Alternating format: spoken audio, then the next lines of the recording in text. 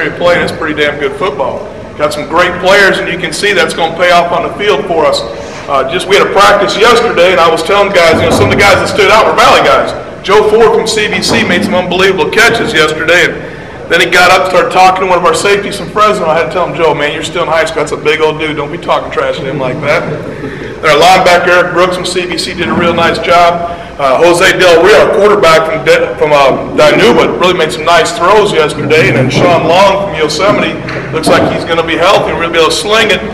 And that Darius Turner cat from Tulare Western looked like he's going to be able to run the rock. So I'm kind of excited about these guys here. Guys, our Valley Guns are going to be shooting some bullets again. You can hit that thing now.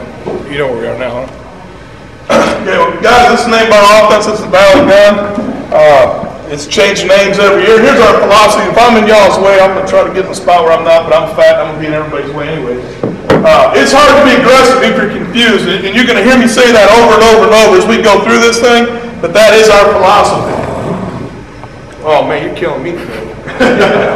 Hey, we want to be aggressive and confuse the defense. We do this by using a no-huddle offense, but we're multiple formation. I think there's a misdeal there that everybody thinks, yeah, they're one-back spread, they throw it every single down. That's really not true. We're multi-formation. If you go and look at the statistics, we are actually very balanced. We had almost 2,000-something yards rushing, right there 3,000 yards passing, but the attempts were right about the same, so that's a pretty good deal for us. We try to be balanced between run and pass.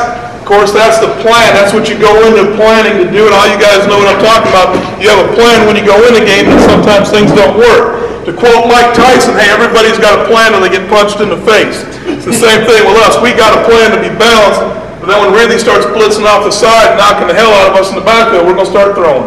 That's what we did better last year, and that's what we did. Hey, we're going to spread the field using our formations to open up run lanes and passing lanes.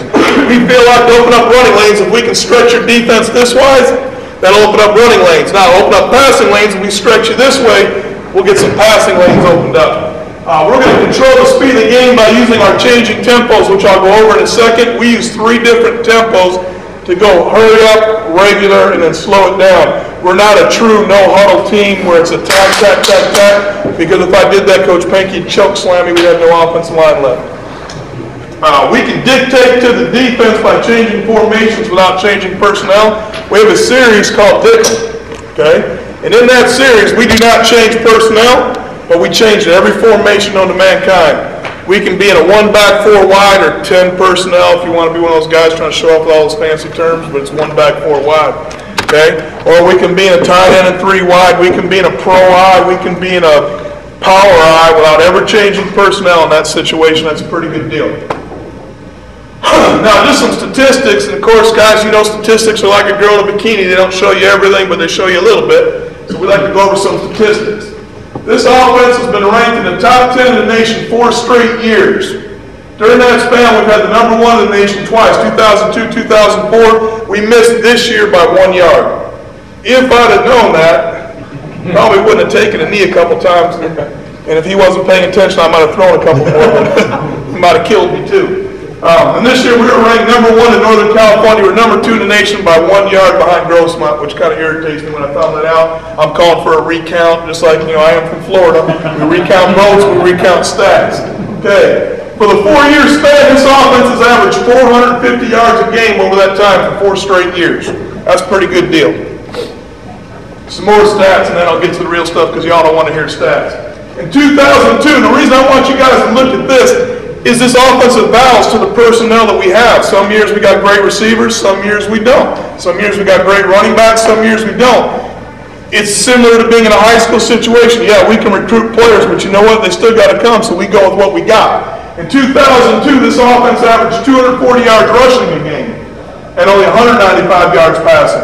In the last 4 years, we had the number 1 player in the nation individual offense 3 times. Okay? All 3 were different players. All 3 were different players.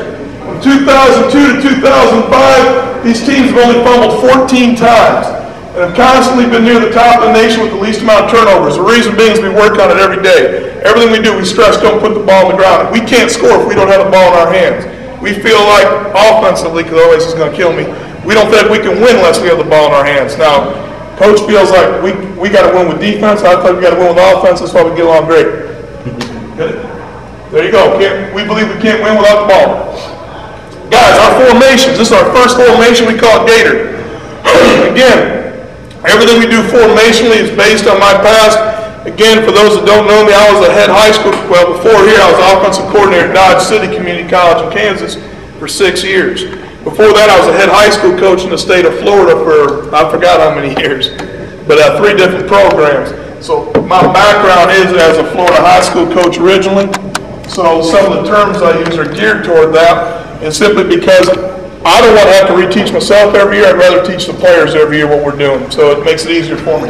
Gator, we call it Gator because Prairie used to run this formation with the Gators. It's 1 back, 4 wide. Now, something that we do, if I teach you this right here, you'll be a lineup in every formation we do.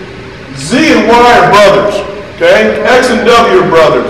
Z is always to our call side. For instance, this formation is Gator right.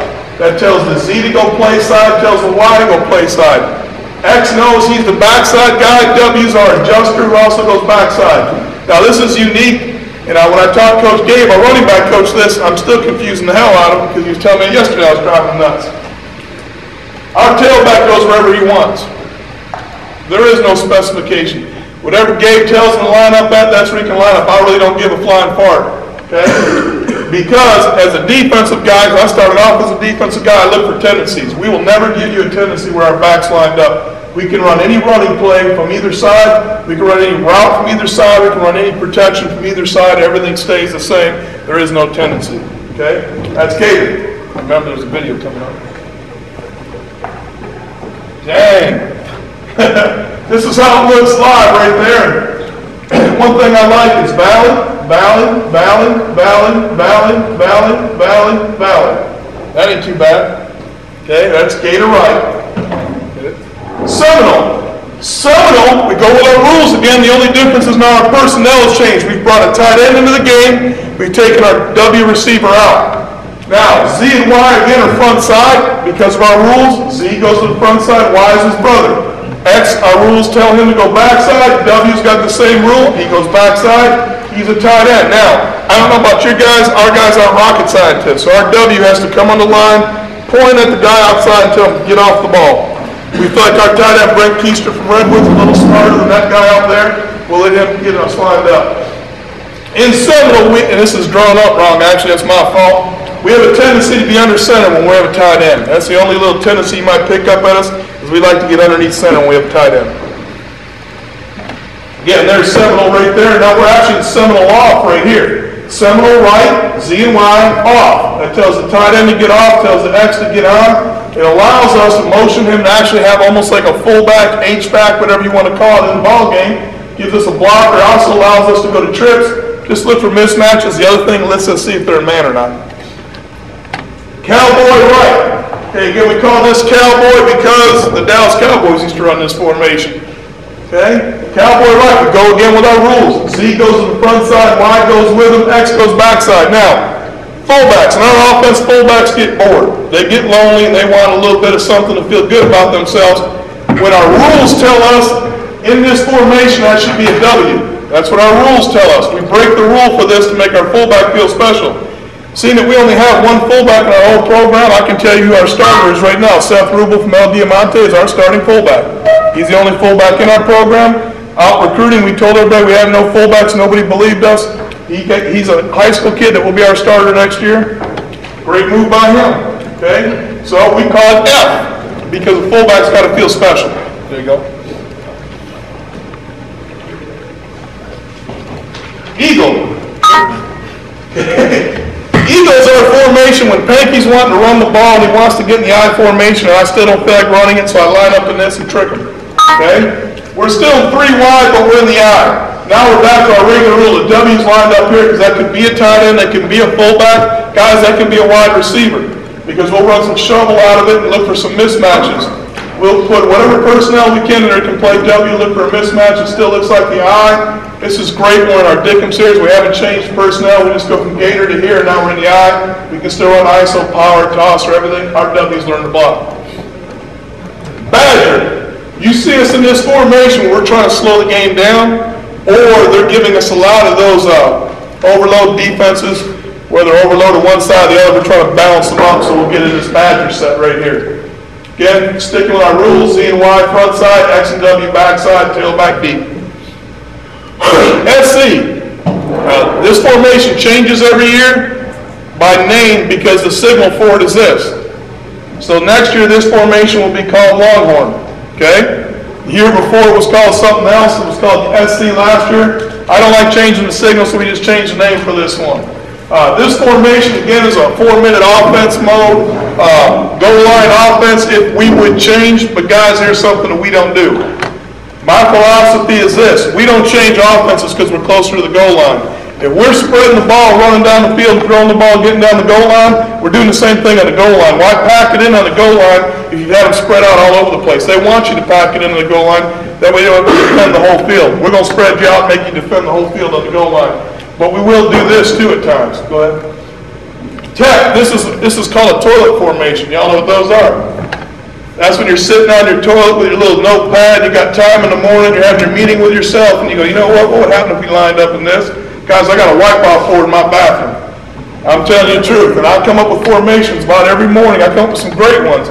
I used to not have the whiteboard. I could never remember what I was thinking in there. So now I've got it and I draw this up. This is one of those. We stole it from Texas Tech, and then they'd have the right tackle right here, and the W would line up where the right tackle is, and then the Y was there, and they had them split out. And I said, well, that's a great formation, but nobody's ever tried this. Split the right tackle out, stick the W up inside there. Now, he can slide in, give us an ISO play right there, can run some routes, give us some mismatches. We had a lot of success with this down on the goal line because it stayed with our philosophy of keeping people spread out a little bit. We'll also do it in the middle of the field. We like this formation. If we can find another tight end, we'll be able to run this a lot more. Irish, we haven't had the ability to run that yet simply because I'm not that confident. Okay? We've ran it in the past. Guys, this came from Notre Dame. I have a Frank Leahy's playbook from 1940s, and this came right out of there. And we have a whole series we do run, we do practice it. It stays with our rules: Z front side, Y front side, W has to come over because it's our adjuster, X is over here, there's our tailback. This is really just end of the game, trying to run the clock out. Motions and shifts, and I'm going to show you actually how we do it. Go ahead, click the next one. Okay, guys, this first one's gator to gator bunch. And we're in gator right, W's our adjuster, he's going to bring us over to bunch, shift out, we're set, we're ready to go. Okay, that's gator to gator right bunch. Next one. This is gator to gator right trips. Again, sticking with our rules, and our W's our adjuster. Here comes our W, bringing us to gator right trips. And we'd actually be wider, but for video purposes, we have to keep it close. Next one. This is the crazy one, isn't it? Well, gator to gator W back. Now, how we signal formations. And I'll do it after we do this one. He's going W back. You know, again, because we don't huddle, I can't send someone in and say, hey, do this, do that. That play right there, you just saw it. Gator right to gator W back. Gator right, and I just tell the W, go back. My hand actually does the motions for our guys so they know what to do. If I wanted the W to go across, I'd signal W, cross. If I wanted to go outside, W, go outside, W, back, W, in, W, across and back. My hand does the motion that person wants. If I want to send the X across, X, cross. If I want to send the Z, Z, across. If I want to send the Y, Y. We literally do that again because what's our philosophy? It's hard to be aggressive if you're confused. Our guys know our formations and our motions because they look. Oh, on the Z, I see a Z, I got to go do something. Oh, whatever his hand does, that's what I'm going to do. Real simple. Next one. I think this is our Fresno one. Guys, this was one we came up with one of those what ifs. What if we did this, what would they do? Fresno never adjusted. We lined up in bunch right, went to bunch left, went back to bunch right. They gave up on trying to adjust, and we just ran one right to the backside on them. We had them outnumbered over here, we had them outnumbered over here, they got confused. We'll do this. We'll do it, we're going to do it a lot now that I saw people getting confused. Go ahead. Base run plays. We really only run 3 run plays. You can go ahead and run that thing out. But we have 7 plays that we use in it, okay? Because we teach our offensive line 3 different things. Zone, gap power, and trap. We feel like if you can get those 3 blocks down, that's not too much for guys to learn. They can block basically every running play there is, but these are the ones that we use, okay? We use inside zone, we use outside zone or stretch, whatever you guys want to call it. We call it stretch. ISO, we run a power. Now we run power 3 different ways. We run power G, which is the play side guard kicking out. We run power O with the backside guard kicking out. We run power C with the center kicking out. We feel like what that does is cause the defensive end to be in a bind. He's not sure where that thing's coming from. He's out there trying to wrong arm every yahoo in the world that's coming out there. He doesn't know which one's coming. So we bring 3 different guys there, and it doesn't change our blocking because it's still a power scheme. Down, down, kick. Somebody's down, down, kick. Power scheme. Okay, toss. Toss is the same exact scheme as our outside zone and our stretch. Trap. Trap's the trap scheme. Option. This is where we get pretty tricky. We were struggling early on running our option. We're having a hard time teaching that left tackle to climb to the next level. And I said, wait a minute. I said, take a look at this on the board. When we run option left, isn't it the same way we block inside zone to the right? He said, yeah. I said, from here on out, you signal inside zone to the offensive line. I'll signal option left to everyone else, and we'll run it. Our offensive line has no idea that we're running option when we run it. They think it's inside zone right, and it works great every time. They purposely leave the backside end alone. Think about it. When you guys run inside zone, you don't block that backside end, do you? You let them alone. You scoop and go. That's what we do on option. So why not? Now, how we signal allows us to do that. Our offensive line never looks at me. They look at Coach Pankey on the sideline. He gives them their signal, what they need to know. Everyone else looks at me or our signal caller, whoever's live at that point, to get everything else. So it allows us to tell the offensive line one thing and do another. Great on bootlegs, because you know those guys, when they know it's a bootleg, start doing crazy stuff. They never know because we don't ever tell them. Go ahead. Again, we believe by spreading the field in our formations, we can open up better running plays. This is our inside zone right here. Now everything we do is zone read. We're going to read the backside, defensive end, or force player, which Jose didn't do a great job on right there. He's a little bit slow motion there. Andre does a little bit better job. Darius Turner there running the ball. Here comes Jose again. Now he does a better job. Gets his eyes right on the defensive end and pulls.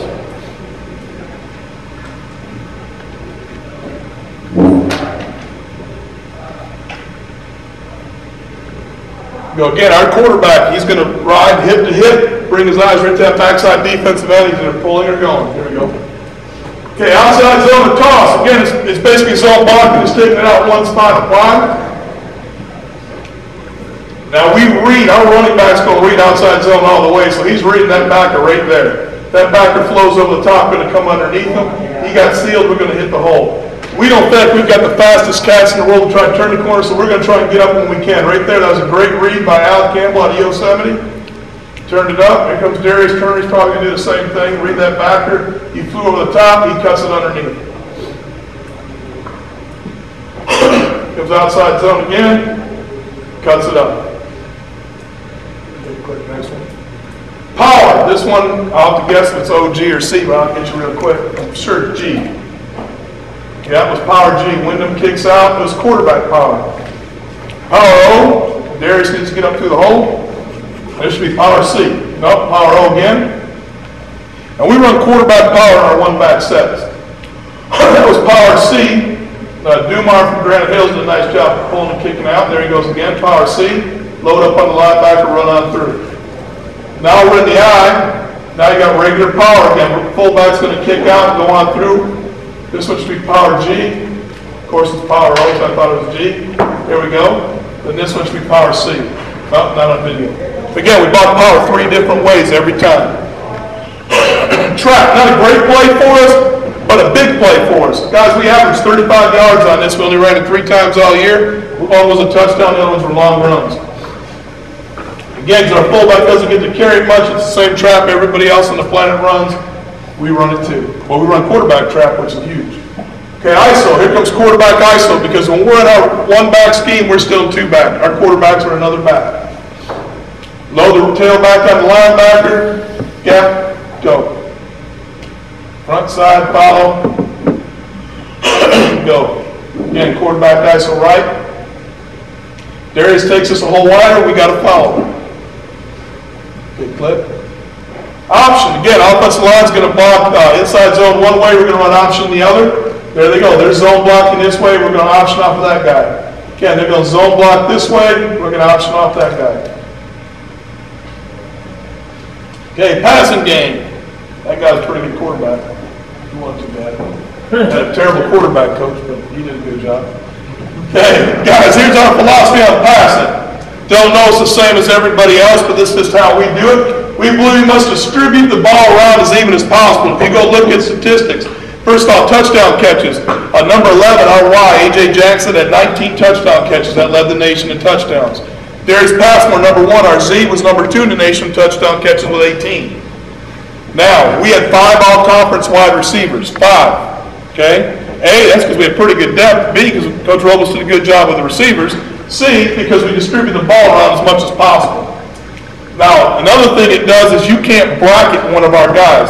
A lot of teams say, well, we're going to take number 11, A.J. Jackson, out of there. We're going to take that big 6'6" kid. We're going to bracket him in the middle and make you throw outside. Fine. We'll do that because number 1, Darius Passmore, ran a 4.35. Number 9, McIntosh Nicholas, ran a 4.25. We'll take that anytime you want to give it to us. Now, if you bracket A.J. on the inside, Mike Menson, our W, is going to get you. If he doesn't, Chris Warder from Yosemite is going to come sit down in every single spot you just left by bracketing. We're going to make you pay for that. That's why we distribute the ball around. You can't bracket one guy. You can't double cover anybody because we've got distribution. The other thing is this. If you're Tommy playing that X and you ain't getting a lot of touches, you're really going to run your route full speed all game. Seriously, guys, you know the real world. That dude ain't going to run it. In our offense, they all run it because they have no idea who's getting the ball. Everybody's running out there trying to catch balls. Running backs, tight ends, and our quarterback thinks he might get a catch once in a while in the halfback pass, so he's getting out there. Everybody is because we distribute the ball. We want to get the ball in the quarterback's hand fast. We do this by using a mainly 3-step and quick 5. We don't do a traditional 5-step, 1, 2, 3, 4, 5, sit there and then throw it down the field. We don't do that. We don't do it because that gave you 5 seconds to kick the hell out of our quarterback. And you're going to do it. Because in football today, those defensive ends are usually better athletes than those tackles. They're going to swim and come up the field and kill our quarterback, and now we've got to get the next guy in the game. We feel like if we use a quick 5, which is basically a 3-step with a hitch. It's right here. It's 1, 2, 3, 4, and we're going to come right off the pitching mound. Okay? Coach Doherty from Mount Whitney was out of practice the other day, and he goes, what the hell was that? I said, that's called coming off the rubber like Roger Clemens, baby. We're coming off and we're slinging that thing. We're not sitting back there. We want to come off that rubber slinging because we're not going to sit there. On our 3-step, our back foot is back. We're right here. As soon as we get that snap, we're throwing it right now. The reason we do that is this. If Coach was a defensive end, it's going to take him 3.7 seconds to get to me back here in the shotgun. If nobody blocked him, if our left tackle just said, ole, I don't like the guy anyways, kick his ass. Okay? It'll take him 3.7 seconds. We've studied that. We'll get rid of the ball in 2.5, 2.8. In practice, if you come watch, which guys, you're all more than welcome anytime, I stand right behind the quarterback and I just go like this. 1, 2, sack. 1, 2, sack. When I say sack, he's sacked. We can get rid of the ball. I tell those guys, hey, right here. 1, 2, run. Okay? Run. Because if it ain't open at 2, it ain't open. Okay, it's a 3-step. It ain't open. Let's run. We can get 4 yards. Now it's 2nd and 6. I like 2nd and 6. Because if we had to run it again, now it's 3rd and 2. Run it again, it's a 1st down. We're moving the chains. Another thing we do is we throw the uncovered receiver whenever the opportunity arises.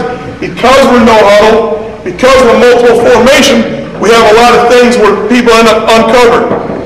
It's amazing to me at the college level how somebody doesn't cover the number 2 receiver in trips. I mean, it just stuns me. I remember as a high school coach in Florida, I thought, well, some of these guys don't work at the school. They've been drinking beer all night. Maybe they just don't realize we're in trips. I thought, well, I'll get to the college level as an offensive coach and it'll never happen. Because I remember when I was coaching at Southern Arkansas as a defensive guy, first thing we were taught, you better never leave anybody uncovered. Well, I'll tell you what, guys, my first game at Dodge State Community College, we played Air Force Academy JV, and I'll be damned. A Division I coaching staff's leaving number 2 open every time. Every time, and I'm sitting there going, we have nothing in this offense to get them that ball. That day, I went and sat down, figured it out, and we put this uncovered receiver thing in, and we'll never make that mistake ever since then. You leave somebody uncovered, we're going to take it every time. And we'll go over that in a second. Okay, we use mainly high percentage routes while focusing on moving the chains and scoring points. Yeah, we do vertical stretch. I'm not going to tell you that we don't, but guys, our main game is the hitch, slant, out, crossing routes. We want to get high percentage. Give our quarterback a chance to get in a rhythm. Let our guys catch the ball and run. Now, anytime we got a chance to score 6, we're going to take it. And I saw a coach go against, I think it was Granite Hills this year. I sat there and smiled. I mean, he calls plays like I do. First chance you get to take 6. He sent those 4 track guys right down the field. His quarterback launched it, touchdown. That was awesome. I enjoyed the hell out of that. That's what we do.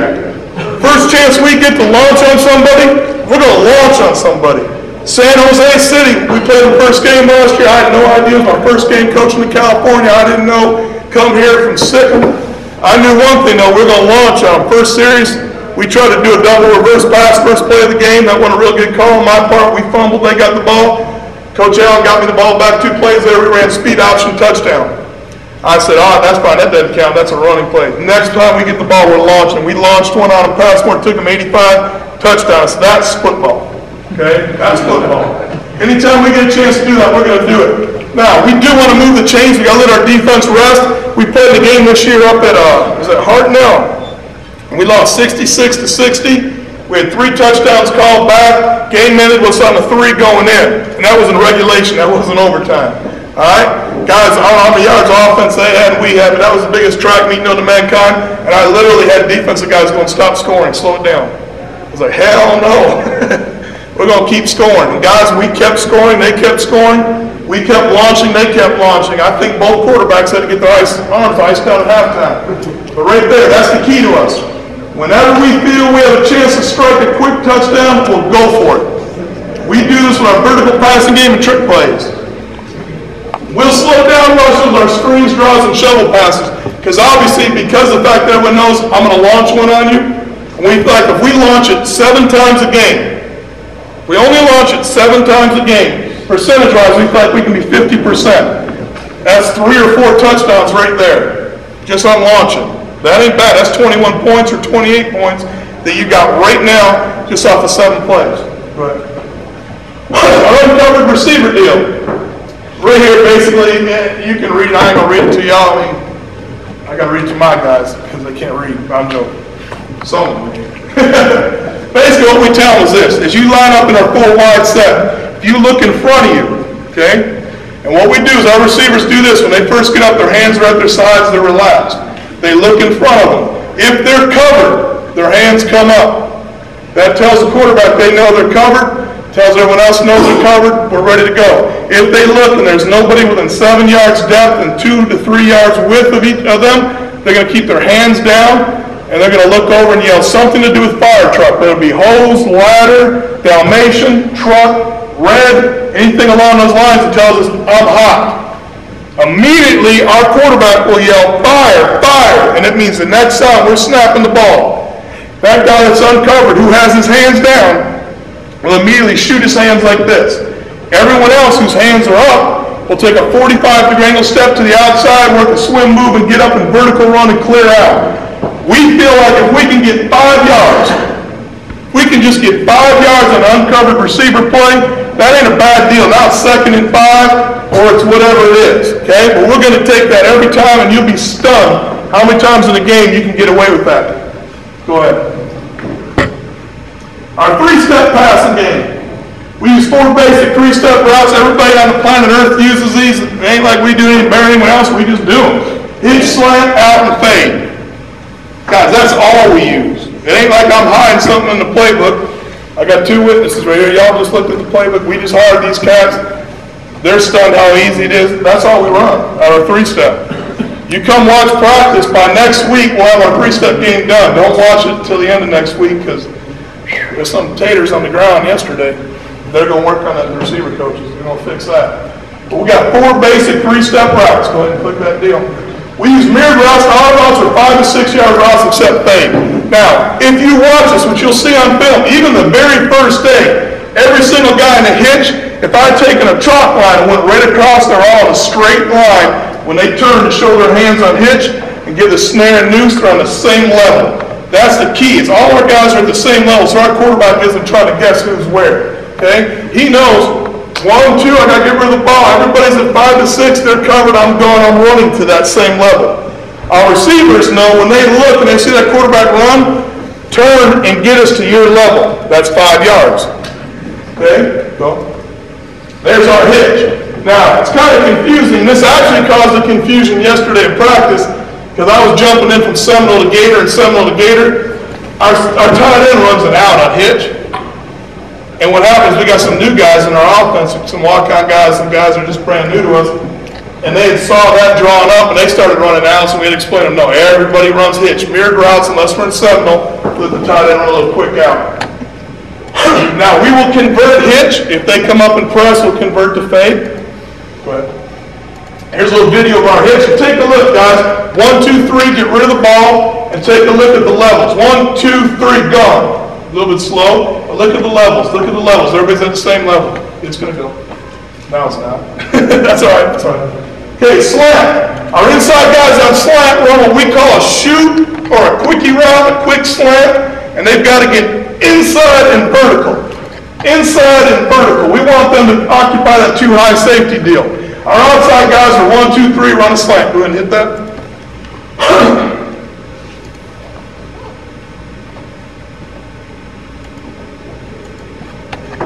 There again. I think they were bubbling a little bit. That's all right. We might be working on something this day. Watch the quarterback go. 1, 2, 3, ball's gone. Ah, he held it too long. I bet I said something to him. Dollar says I did. 1, 2, 3, ball gone. Dang, rookie. Jose get it right though. Here, click to the next one. This are out. Outside guys run vertical, inside guys run quick out. Go ahead and click the next one. We don't need to see that. Just gotta get to the thing. 5-step routes. Okay, guys, our routes are 9 to 15 yard range. We're not trying to shoot down the field because that's a low percentage, of course, unless we can get a touchdown on you. We use concepts, not a tree. Here's why. I started off as a defense guy. I played linebacker in college, was a defensive coordinator in college my first 7 years as a coach. So I don't understand trees. They don't make sense to me. Concepts make sense. So we use concepts. An example, we use a BMX, which when I went down and spoke at USC, they explained to me that that's the NCAA route. Okay, well, you know, I'm from Florida. I coached in Arkansas. I don't know about no NCAA route. I know that's some shallow crossers underneath with a post dig on top, but it's the NCAA route. I just learned that, so I became smarter after being down there. We call it BMX, okay? We call it BMX because that's what we tell the guys. Here's why. We got an X going underneath. It looks like an X when those guys cross, huh? Now, when you ride a BMX bike, you got a big jump. We got a big jump going over the top because we're going to go ahead and run a post dig at the free safety. Now, how we teach the guys, and I'll show you guys this signal. Here's how simple our stuff is. Our guys don't have to know anything. All they do is they see this. It looks like it's a BMX motorcycle or bicycle. It's BMX, okay? They know there's an X underneath, there's a post dig on top. Void, that's our vertical route. V for vertical, V for void. We signal that's 4 verticals. Smash, the same smash route everybody in the planet runs. Inside guys run smash routes, outside guys will either run a hitch or a whip, and then we have some adjustments we do over that. We can tag every route the concept plays allows us to better attack the defense. Any route we run, we'll tag. Go ahead and here's our BMX, guys, or I guess the NCAA, whatever y'all want to call it. I'll call it BMX. Again, single high safety, we're going to high low. 2 high safety, we're going to go over here and look for the open areas. We'll read the flat defender, dump it out on the back. Here we go. Void. Void vertical. Now, what we tell our Y is this. We tell him if the middle's open, which means there's 2 high safeties, take the middle. If there's a single high safety, it means it's some kind of cover 3 or man-free look, stay in your route and let's stretch them with 4 wides, okay? But if they've got 2 up there, which means they've probably got 4 across the top, we're going to run and take the middle, and that middle opens up every time. Go ahead. Click that thing. You can't see it. Remember? You couldn't see it. Just click past it. Okay, smash. Outside guy runs a hitch, inside guy runs a smash. This guy runs a spot. Now, what we teach these guys is this. Everyone has an area to be in. and we can run a switch route, which means switch routes with me. That means somebody's in the flat on our smash, somebody's up in a corner, and somebody's in the middle of the field. Real simple. Reedley was giving us a too-high safety look, doing a real good job of that. If you guys watch them play, they got pretty good athletes from all over the planet. None from the Valley, guys. Just thought I'd throw that in. If you didn't hear me, none from the Valley. They got one, True Brand. What they're doing cover two right here, really trying to take away our smash game. So we came up with this. We said, if they do that one more time, we're going to make them pay the price because they don't respect anybody anyways. So we went and called smash switch. And what we did is we told our back, you go jump in the flat. We brought our wide receiver right up inside, ran him down the middle of the field for a 70-yard touchdown, right up the first play of the second series. And that really shocked them and started the war going. There you go. You can't see it. Trick plays, go ahead. Guys, we love trick plays. If you've seen us play, which hopefully most of you guys have, you know we're pretty famous for the toss pass. In fact, for Delta, we hit them on a toss pass for the go-ahead touchdown at the end of the game, then came back the very next play for a 2-point conversion and did it. When I was at Dodge City Community College in Kansas, I did it to Coffeyville 3 straight plays and got all 3 scores on it. We're not afraid to run that sucker. Hey, we always have a new trick play every week. Why? Because the kids love it. It gives defensive coordinators something to be prepared for. And the thing is, it gives us something in our arsenal. When you start looking on that play sheet, and that ain't working, that ain't working, that ain't working. Well, we'll break out the trick play. And it's always got a touchdown potential. We always have a reverse off of every single play we run. We have a halfback or toss pass. We have some crazy formation. Couple more stats. Get past the stats, man. They don't care about that. 2002, they don't care about that. Although we did have #1 rushing team in the nation. 2002, 2004. Let's get to that. You know what I want. Wait, you know where the volume is? There it is. I heard it. There it is. And go full screen. Yeah. That's right. No, go down into the block. Go down into the block. Right click. Full screen. There you go. Now we got it. I didn't know I knew that. Guys, this is our speed option play right here.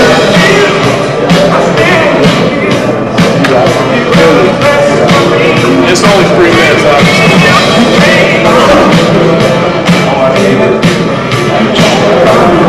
That's going to be my job. Now we're talking about striking vertically. Here's a strike vertically. Technology sound. There's the last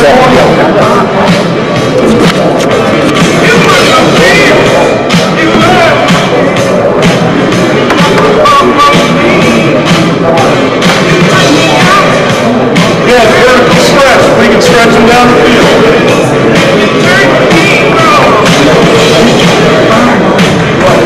How many touchdowns did we have this last year, Coach? We had 42 touchdowns. 42 passing touchdowns. We only had 28 or 30 something rushing.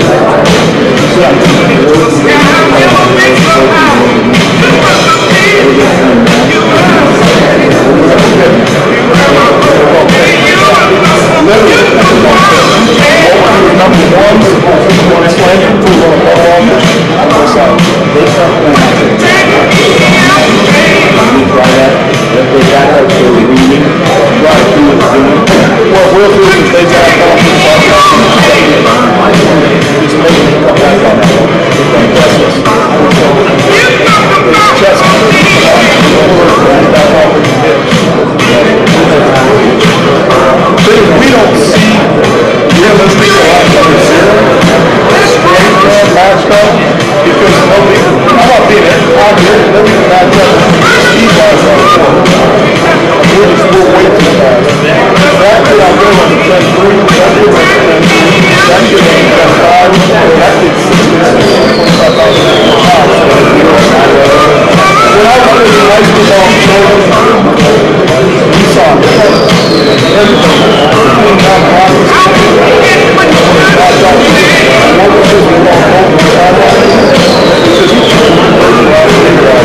They back off the field. That's what I'm saying. It's different.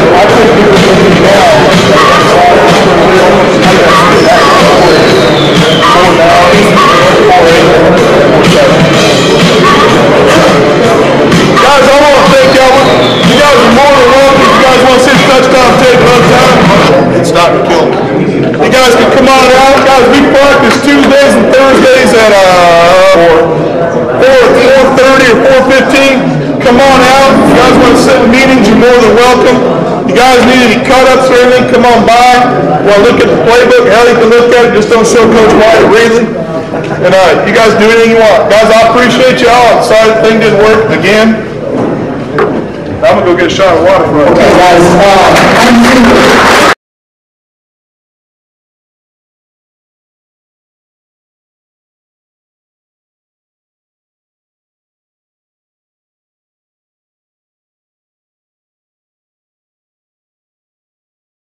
Hayward stayed in Del Campo High School. He's coached in Elk Grove. He's been in New Bern and Exeter. Well, we get out of that game, we lose 13-12. And I learned a lot about halftime adjustments in that game because my halftime speech was, "Oh, we're doing a great job." I thought we were done. And that was my first game as a varsity head coach against this guy. And since then, it's been a pretty good rivalry through the years and an even better friendship. So, talking on special teams, making special teams special, Mike Cruz, head coach, Ridgeview High, 2005 Kern County Coach of the Year. Thanks for coming.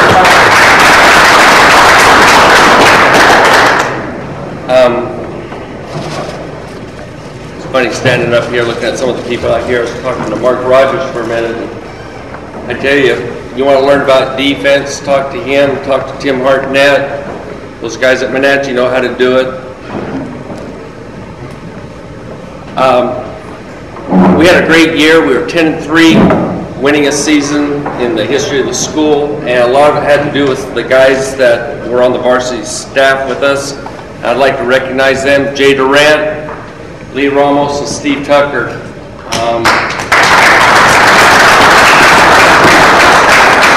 Just a philosophy thing from my standpoint. I think the Coach of the Year awards, they're all great and everything, and people that we've competed against, we put a lot of, I want to tell you, the places I've been, we put a lot of guys on scholarship at schools. Not from our school, we've helped them get scholarships. The most recognizable guy that we ever put on scholarship, and he ended up playing the Super Bowl and won a ring. So we take responsibility for that, was Ron Cox when he played at Washington Union. The meanest SOB we've ever faced, ever, and we've faced some pretty good ones. The other thing I wanted to do a little blurb real quick. Those of you that are not from Bakersfield, a week from tonight at 7 o'clock, they do a high school arena football game. If you've never seen it, it's like, this is pretty good stuff. 7 o'clock, it used to be called Centennial Garden, now it's called Rabobank. Great name, I love it. Tickets are reasonable, but the best seniors go head to head in arena format, and it's really a good deal. How did we get into the special team thing? Back in the early 90s, I was up watching Clovis West play Bullard, and Blank Ship's running his deal, and they had a kid that stood back on punt returns named McKay Christensen. Now, we got a chance to make an attempt to defend Dominic Dorsey. This year it was Princeton McCarty. Like I said, we've helped a lot of guys move on to big time. But, you know, McKay was awfully special. And I never understood why people would punt or kick to that type of player. I mean, if you're going to beat us, I want you to beat us with at least your number 2 guy, if not lower than that. So we started looking at how to grid the field and all, and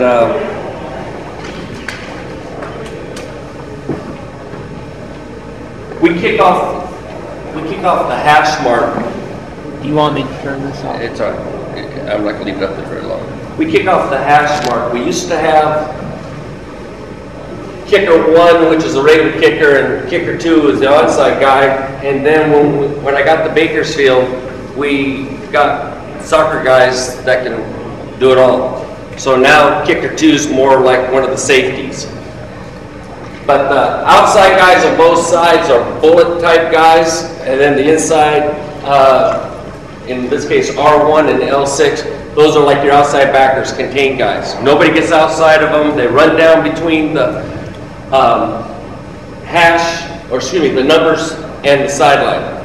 Nobody gets outside of them. So that kid's got to be a pretty smart kid. Works out pretty good. But you can see the way we've gridded the field. Now, we've changed it over the years because some of the people out here have coached against us. We've used numbers, we've used colors. The left outside portion is the West Coast team, or West Coast states. Right side's East Coast. It gives you a chance to teach something besides football a little bit. But the kids remember that stuff. So that's where we're going. Go ahead. Activate that thing, please. Keep The going. very first game that I coached at Ridgeview, we're walking in and Jay turned to me and goes, now you know that only 2 of these guys have ever played a snap of varsity football. This West team was the start 4 years ago of where they got to this year. They've just gotten, seems like more athletic. Every year I think they're out of athletes, they pull somebody from someplace, juvenile hall, I don't know. But man, they can play. They really can play. And so with 4 minutes and a couple seconds left, first game, you know, we're all excited. We're down 24-0 and it's getting ugly fast. We were able to squeeze out a touchdown right before half. Kid made a miraculous catch. So now it's 24-6. They kick off to us. We run 3 plays. It's time to punt. We run a fake punt, touchdown. We get ready to line up the kick off. We do onside kick. We get it. Run 3 plays. Run a fake punt, touchdown. All of a sudden now it's 24-18. Final score, we lost 32-26. But what you don't know about the story is Ridgeview had scored 48 points the entire 10 games the previous year. We got kids jumping up and down. Coaches are excited. All 200 people in the stands were jumping up and down. I mean, it was a dire situation, and we injected some enthusiasm and some fun. And probably the hardest thing to get is on all this stuff, we don't spend very much time on it, but we have individual people doing it. So our kicker, the ones when we've been, the first year I was there, and then this last year, we really got a good one. He's going to come back again.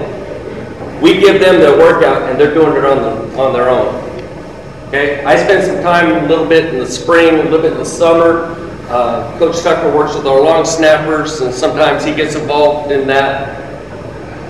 But Monday through Thursday, they're doing kind of their own thing, and then Friday, that very first week, this is that helmets, no pads type thing.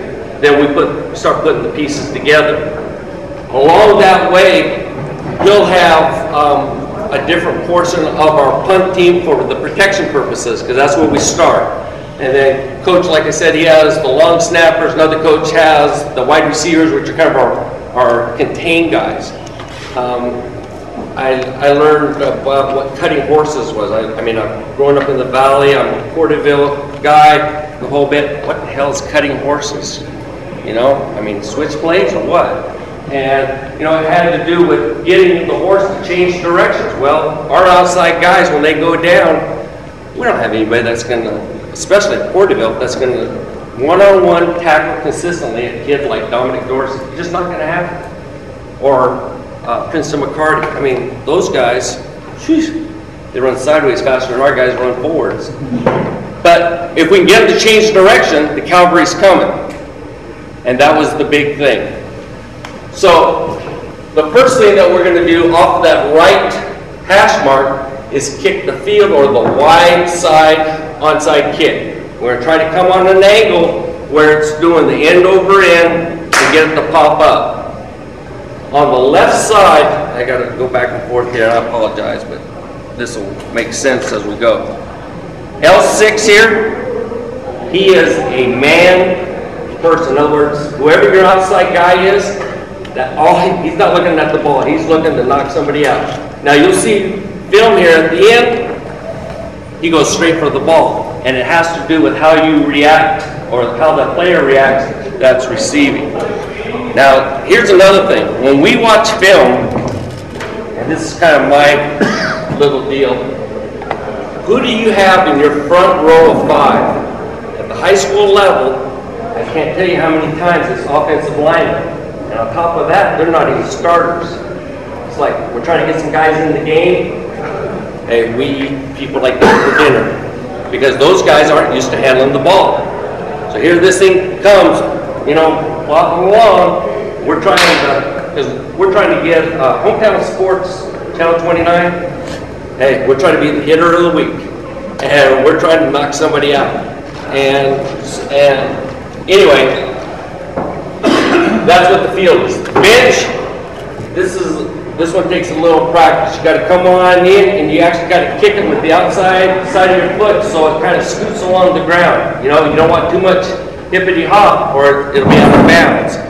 Our outside guy on that short side, we back him up so his heels are almost on the sideline, and he runs straight down. All he's trying to do is keep it in play. Again, trying to get this back. And It's over here. oh, Sorry. when we did the onside kick against West that first game, we did that bench one. Those, you'll see it on film. People start taking off. They're just not ready for it. And we'll onside kick, whether we're up, we're down, doesn't matter. Okay, the Miami kick, some of you may have seen it. It was one of the last years Jimmy Johnson was with the Miami Dolphins. That's why we call it that.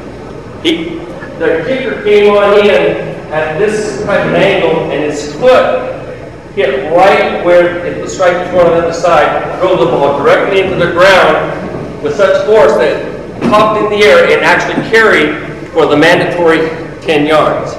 Now here's the deal. The rule says there is fair catch if the ball's flying through the air as long as it hasn't hit the ground. So here you have this guy going, oh shit. And, you know, we're looking to knock somebody out and get it. All this stuff is really great for your first game of the year. Nobody's ready for this stuff, and it's easy to practice. Your first league game, and then certainly if you're in one of those rivalry things, one of the playoff games, I mean, we're ready for all of it. The Miami Dolphins, I swear to God this is true, did it 3 times in a row and got all 3. Because they practiced it, and we're ready to do it. Now, I got to tell you honestly, guys, if your guy doesn't have a strong leg, it's not going to work. I've only had 2 kids. Carlos Lemus when we were at Porterville, and then the kid we have right now. And they got to practice it, practice it, practice it. We tried against Tulare, our kid hit it, but the ground was a little soft. So when it's been raining, you got to have that harder surface to get the rebound and everything. Okay. And then the last one, and some of you probably won't believe me, but I'm telling you, we coach our kicker to hit your guy in the front. In that front line, those fat linemen, I love them to death, but they're not as agile, and we will try to drill one of them. And that thing ricochets off, and now it's scramble all over the place trying to get it. Our kids will jump up and down. Again, you're creating excitement, enthusiasm, and you know, go from there. Okay. Week 2, now this is the first week of pads. We'll work 5 minutes of onside. The next time we do it, team-wise, will be on Thursday. Kickers are working on it on their own, and they have a prescribed amount of kicks, working certain zones. I'll take, you know, the shorty cones, especially the fluorescent orange ones where they can see, and we'll put them in different places. When we got ready to play West this year, there's no way McCarty was going to run one of those kickoffs back. It just wasn't going to happen. Okay, so the kickers are working on that for week 2. Week 3, onside kick for 5 minutes on Monday, and then on Friday.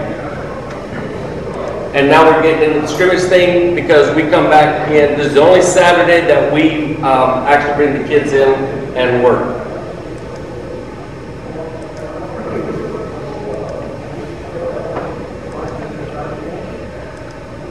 We're now in game week mode coming into week 5. Week 5 is going to be game 1. Okay? And you see the same thing. We work on all 4 of those in an individual structure. A lot of times when we're doing our tackling circuit, whatever, those guys are doing it and I'll go off with the kicker. Okay? Other times we're doing something maybe offensively. Coaches over there working with the long snapper trying to get our timing down. So on and so forth. Coach. Sir? Week 3, week 4, when your kicker's working the onside, do you have your other personnel working recovery or lanes or? First of all, our kickoff return, because we learned the hard way playing you and him and other people in here. We put good kids up front. I mean, they're our ball handling people. Running backs, receivers, those types of things. So we're touching the ball all the time, and then Steve Tucker does a great job in the amount of time that we work on our kickoff return. Who were we playing where they were? It was right, Hanford West. Hanford West does the choir boy, deal, and then they try to lose somebody off the sideline. Well, it was a game that we were playing for push-ups or running, anything to make our guys compete. And so they're onside kicking, they're coming, popping it up, seeing if they remembered a fair catch. Yeah, we do that, but like our holder is one of our hands guys. We think you're really gonna onside, so we're doing that shuffle back and forth because, let me say this too. Why do you guys do this? Because if I can make you spend even 5 minutes of practice, 10 minutes maybe, each day, that's less time you have to prepare for us on offense and defense. That may be the best reason to do this. And the other thing is, there aren't a whole lot of head coaches who want to put time in on special teams. If the head coach doesn't want to do it, it's not going to happen, no matter how good you are. But we tried to get where, hey, we got this special team stuff down pretty good. We don't have all the answers, and I'm looking to steal from anybody. If you want some great ideas and schemes, record every bowl game. Everybody lets it fly in those bowl games. In fact, I lost one of the tapes. I got to figure out what happened. University of Virginia used one against Fresno State a year or so ago. That we got to look at maybe putting in. Louis had it. Lewis will have the tape. $5. I think the other thing about the special team thing is it gives you a chance to win. When we started, like I said, Porterville, we don't have as good at athletes as Tulare. I mean, I'm not going to tell the kids that, but it gives us a chance to compete. Ridgeview, when we first started, we were on a 16-game losing streak when we started. And, Very strong. pretty tough sometimes. All right. Fake punts. Come on, man, you're gonna make me work. Let me tell you installation and then I'll show them to you.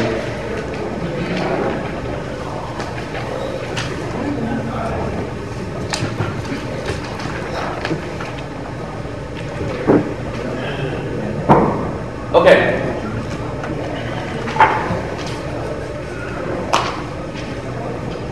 Why do we do it? I'm at Porterville, we're playing Tulare Union. Hey, what was the name of that free safety that you guys had, Darren? The big 6'5", 6'6" kid that was... Troy Asher. Yeah. Which one? What year? There weren't too many that were 6'6". I mean, he was the real deal. Well, anyway, Big ones.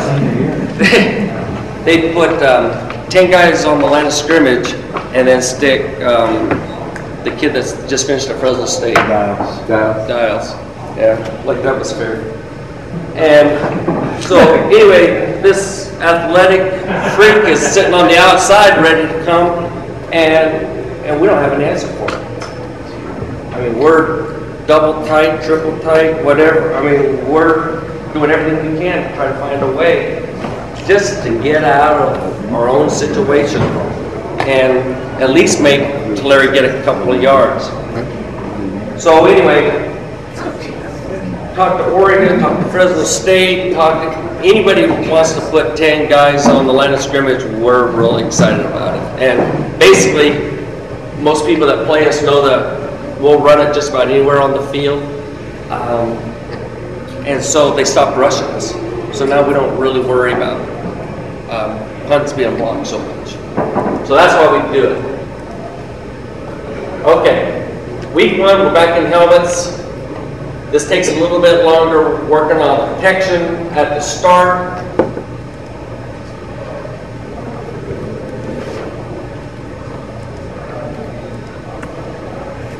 And at this point, we start putting in fakes.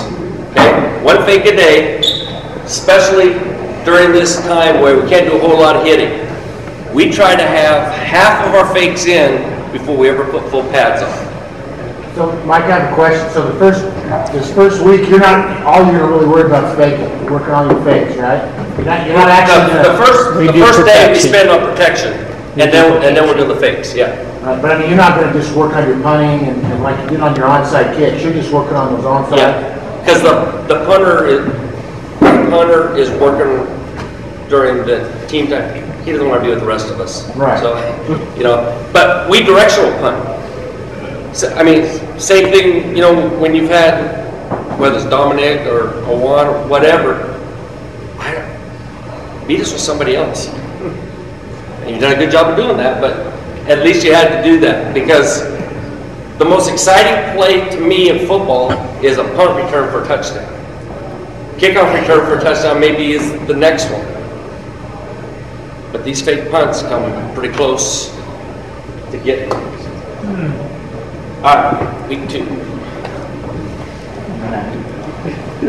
Wish we had some of the fitness pads. All right, Tuesdays are usually our punt days. Now that we're in full pads, we're kind of getting into game mode. So we work protection and then fakes. This is the last week, by the way, the last time that we actually put guys on the defensive side. The rest of the year we block air, because when you see what the blocking is, it's not a big deal. Okay?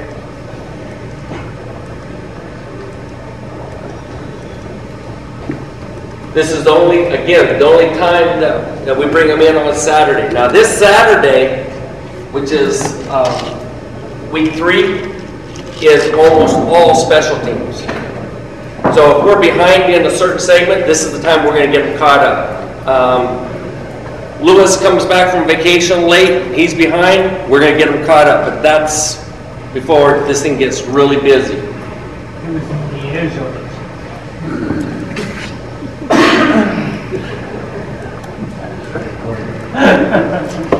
Okay. I'll go back. Sorry.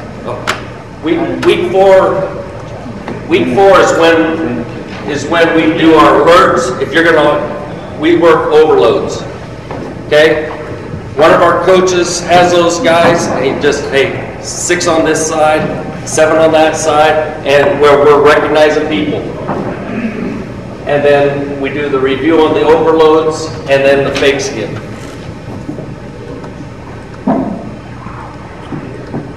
Okay. All right, here we go. Do you want this off? Yeah, please.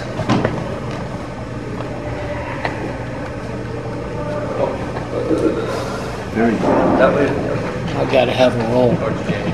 I don't have a lot to do, so I can do this and drink. Okay, the first one that we put in is the easiest one. Check your film. How many people of your opponents play press coverage on your white guys? Majority do. When we played West for game 1, they not only played press, but they played back, what we call back to the quarterback, like zeroed out man. most of the returners are not DB guys. They're offensive guys. You know, those guys that can go sideways type thing. So, our punters, his heels sit at 15. If our snapper sucks, he got to scoot up a little bit. But anyway, the idea is that he's at 15. He catches it, takes one step, and then we throw. We always throw to the wide side. The ball's in the middle, one of our guys is better than the other, just like everybody's receivers. And we're going to throw to the better guy every single time. Here's what happens. Between the negative 35 and the plus 40, what is that, 25 yards? It's freewheeling time in this fake game. If I give you the ball back, you still got to work to get in the end zone. If it's pass interference, it's probably a first down. And this spread thing is exactly the same thing that the spread offenses are doing. They're trying to spread you out and dictate how many people are in the box. Okay? Hey, Coach, do you have your entire coaching staff working offense, or you got doing other things? When we're doing this stuff, Yeah.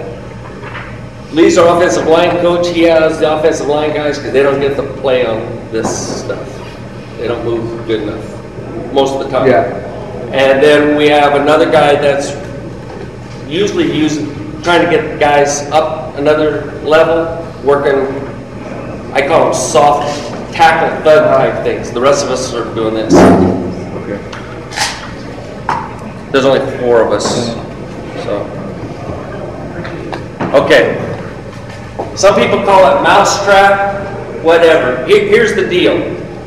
At the high school level, if one of your players hits the snapper with his head down, it's a big time penalty. So nobody plays a nose guard, a true nose guard. We all play some type of gap type deal.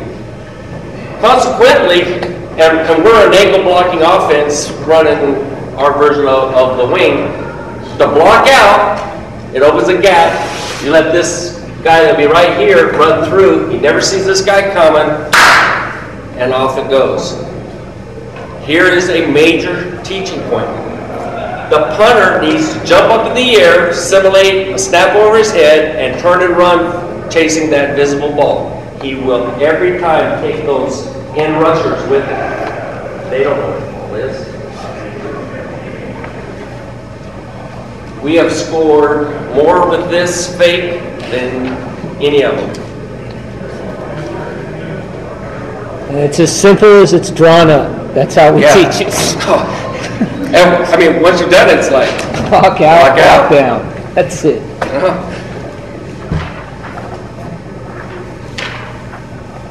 Okay. This is the Utah scheme.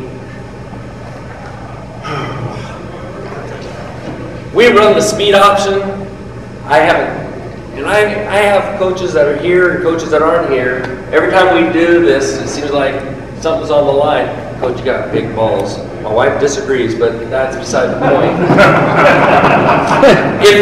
If you bring the backside slot guy underneath, you have the Utah scheme, and you can run speed option and shovel at the same time. The question is, who is this guy? Because it's got to be a guy that can make decisions. We always would like our backup quarterback to be that guy. Has he been that guy yet? Nope. Because we're going to still find an athlete to be there. Because when we run the mousetrap type thing, it's got to be an athlete that can handle the ball. But I like the idea of this thing. We try to wall the backer. We try to close, wall everything down inside. Let your defense, it's the Utah scheme. Let the end come on up. He wants to take the quarterback. He can pitch it under or over, and you got a chance to go.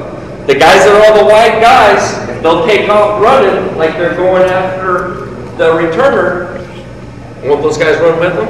Every single time.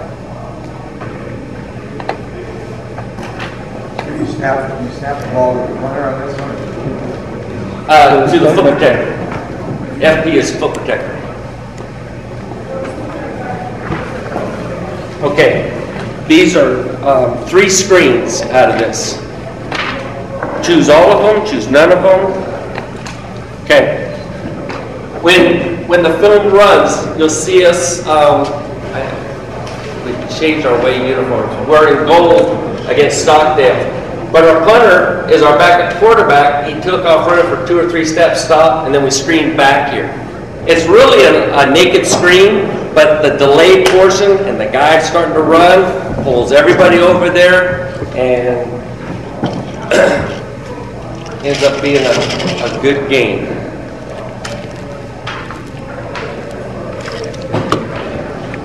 I don't want to see what What's that?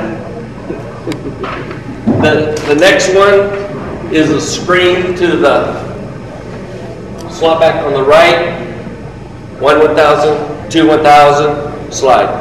So Mike, he just goes up there all by himself, there's nobody checks and gets out there with him? None of your... You'll see us against Highlands in green. Yeah, I know what you're saying. That's what I said too until. And then the last one is to the foot protector himself. Now, to sell this one, that guard tackle, which for us are guys that can run a little bit, go inside to cut off any penetrator. Same thing with this slot guy. So they're all going, you know, either if those guys are in return, they've turned and they're running with them, or they're coming this way. Either way, we like it. Slide that guy out and dump him the ball. And you can see, hey, I don't really need anybody coming at me to get the reps on this. You can just go bang, bang, bang. It can be part of your warm-up. You know, we don't stretch. We never stretch. That may cause some of you some heartburn, but hey, every Tuesday we start off at 7 on 7. Starts off with 1 step, 3 step. We actually throw the ball once in a while. But you know what? Since Bakersfield High taught us all in Bakersfield that you can win the Division I championship not throwing it, we're not throwing anymore. I wish it was easy.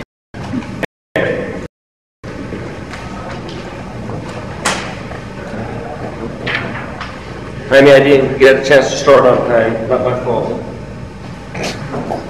All right. Swinging gait. Swinging gait is limited by your imagination.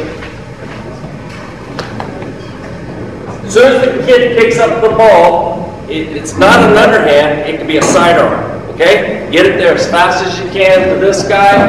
You can run daylight zone type deal. You can cross what you want to do. It is this up. That's the is usually a guy ball he can, but the thing is he can make decisions as people are coming at him. And then the last one, and when you watch it on film, you're gonna go, hey, you're showing us the same play over, and we're not. He pitches it, and the kicker actually throws it to any one of those guys. He can throw it. He can throw it. So once he pitches it, we want the line to sit down. There's nothing more that I hate is that mobile quarterback that's running out of the line of scrimmage. He's a step away, and he's getting ready to throw. And now you're outside backer. Do I come? Do I stay? You're screwed. Okay.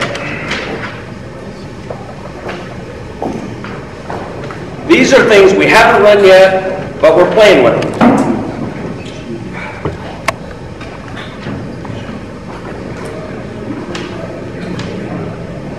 The holder puts the ball down, the kicker goes through, intentionally misses the ball, and then by rule, that holder can pick up his knee and roll on out. It's kind of a reverse sprint out, roll out. He can run it in, or he can throw it in.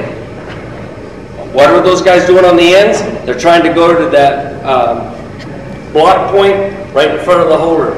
I started late. No, you're good. Okay. I'm here to listen, man. Hey, Get the hate on early.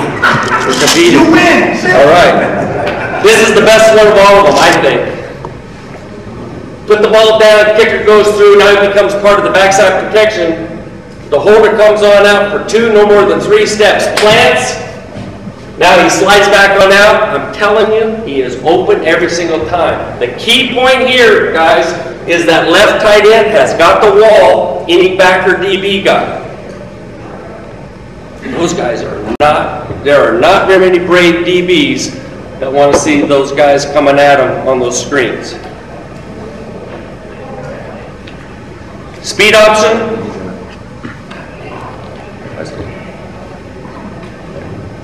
Speed option. While the thing's inside, he takes the first thread on out there, and we're going to option the next guy.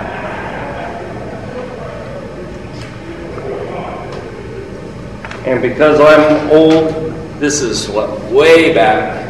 Tommy, you probably remember this. What about the other ones? Oh, pick this up. Ball snapped, he goes through. I don't know if I can do this anymore. He's got to lift his knee up just off the ground, and he flips it underhand to this guy going back underneath. Wall it all underneath. He comes through, he's the lead blocker.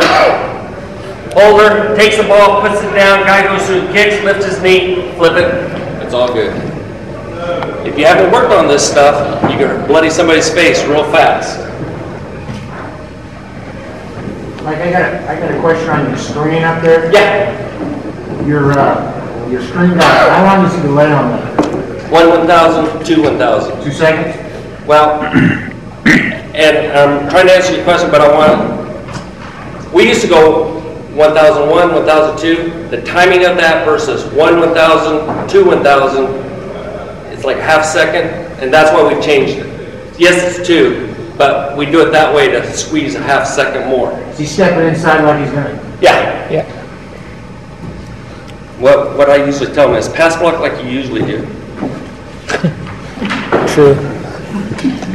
I have a question, Coach. Yes, sir. Last year when we tried to do stuff like that, they always got us for the guy having his knee down on the ground.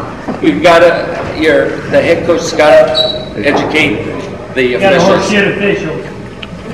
Okay. Because most coaches are related to the guy up in action. You're good. You're good. You were good.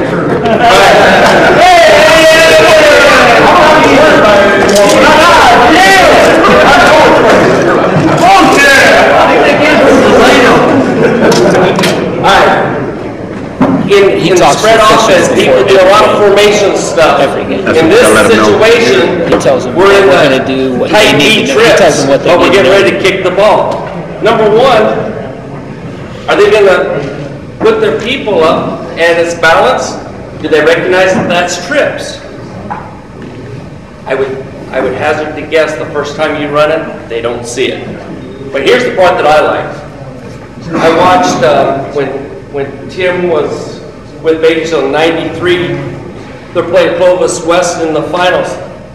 In crucial situations, they put a great athlete like Steve Wolford, who is faster than fast, coming off the edge.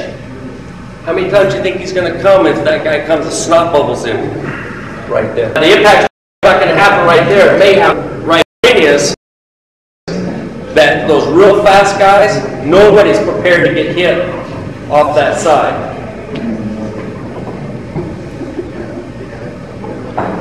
That's just to slow them down. That's to slow them down. Get their attention. All right. Now, on this flood, and Darren, Lewis, Tim, all of those guys that run the spread, they probably come up with the third way to take this guy and get him involved in the route where you're screwed. The whole thing is get people to stop rushing you so it's easy to kick the extra points. That's the first goal. Anything after that is icing on the cake. But this is a full sprint going out. This is a direct snap to the kicker. That's a direct snap to the kicker. Okay. Vomit, because if it happened to us, I would vomit. He comes across, you've done it a couple times, now he just leaks on out. Is your DB ready to handle that? I'm not sure ours are. We try to run some of this stuff just to be ready. And then the last, anytime we run cross, we call it railroad. Those inside guys are crossing. He's doing the same thing. He's the only protection. Anything comes off hot, one of those guys got to be open. You can't take it all, and we go from there. We go 1, 2, sometimes we'll sprint. It depends on how you're doing. Now, the first time when I watch film, particularly in the playoffs, I'm watching people's corners. I call it hands in your pockets. You know, those guys that got their hands on the hips, it's like, shit. Please, we let them score again. They're not ready to play. So this stuff is really good against those types of teams. Okay. We're going to video. Take as much time as you need, Coach. All right. Well, it's and any of you that want to contact us anytime, I got some cards here. Feel free to take one. You're more than welcome.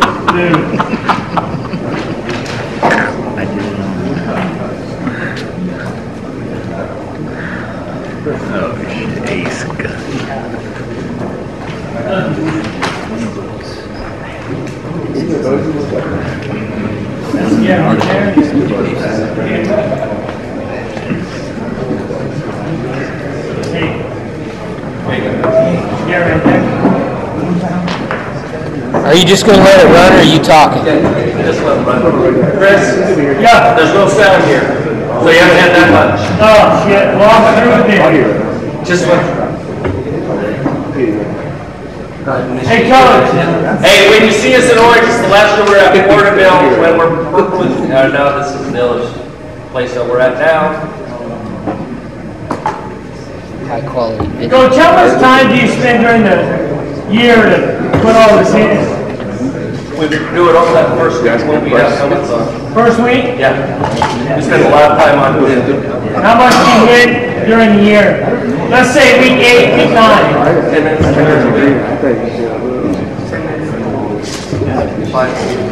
I bet your kids just love doing this type of Yeah, shit. we go against Eric. Yeah? We don't even practice against bodies. Ever. We do it the first week. Never put bodies in front of them again. Maybe against punt. Now, are you guys thinking trick play just about every time? Yeah. Okay. It depends on. Just to get them thinking. To be honest with you, it depends on how good we are. I mean, if we can score, we'll play the game like the game's supposed to be played. If we're worried about scoring, we'll take every opportunity to get the football we can friggin' find. And he'll call it anywhere. I mean, now we've been together long enough. He'll ask me sometimes, but he knows most of the time I don't care. All right, now this next one we don't get, but I put it in because you can almost hear with no sound. This is against Highland. Watch this team get stopped. 28. That's such. We gotta see that one again in slow motion. It's like playing Fleur Western. Sorry, man. That was my son. I figured it was. But those guys that play there are outside linebackers.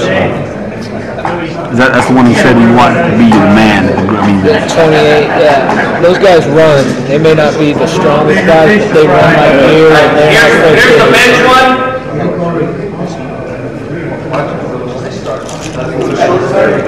look at your sideline. You're just going nuts, man.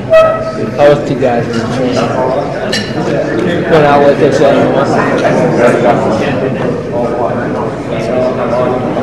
Your turn working moves. Good.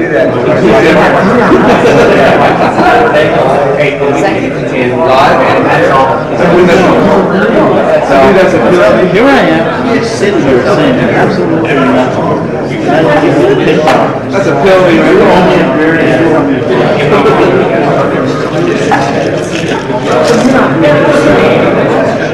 He will help you.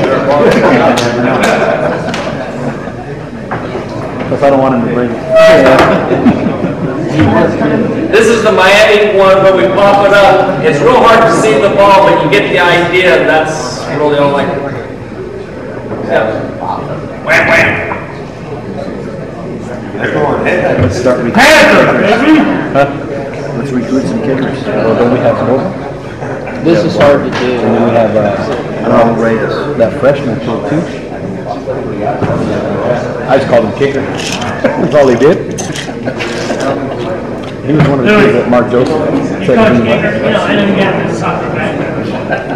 I heard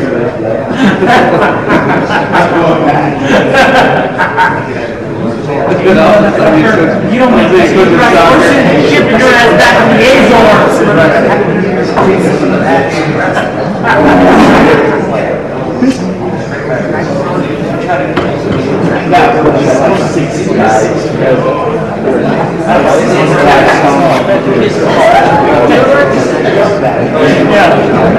All right, here's the one where we kick it out the guy, and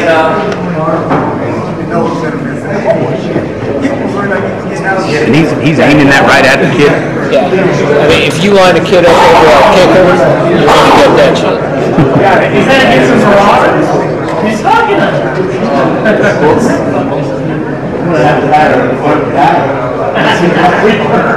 watch out on this next one. Jeremy's back to our guy. He almost run by us.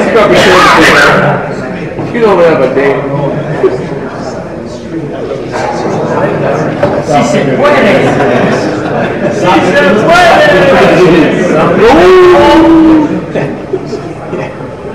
It's a line drive trying to get it about belt level. Those linemen can't get out of the way. And that is a good point. They always put the 5 linemen up in the front. That's their shit. No, outside.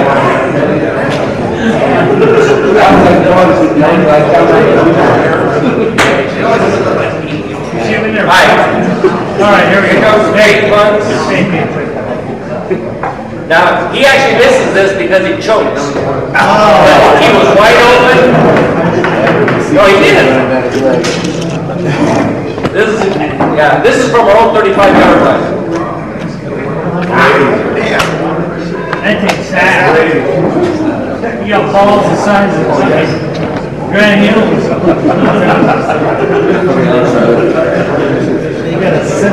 Where did that one start from, Coach? You guys are 30? They'll call it anyway. I'm going to call it 25. What show you say? You can see the press coverage on the outside there. Watch the principal in the gold sweater up here.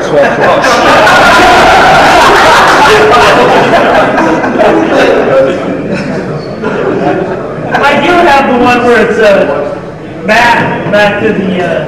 No, we haven't done that yet. Oh, here's the screen against Stockdale. Thank you very much. Nice athlete. All right, here's the screen to the right slot. There's nobody there.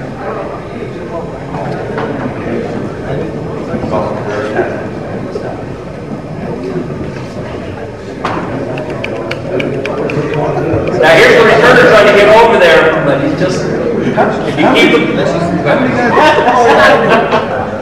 Yeah, you're right. First year I was with him, I'd say all the time, you are outside your mind. He's down there.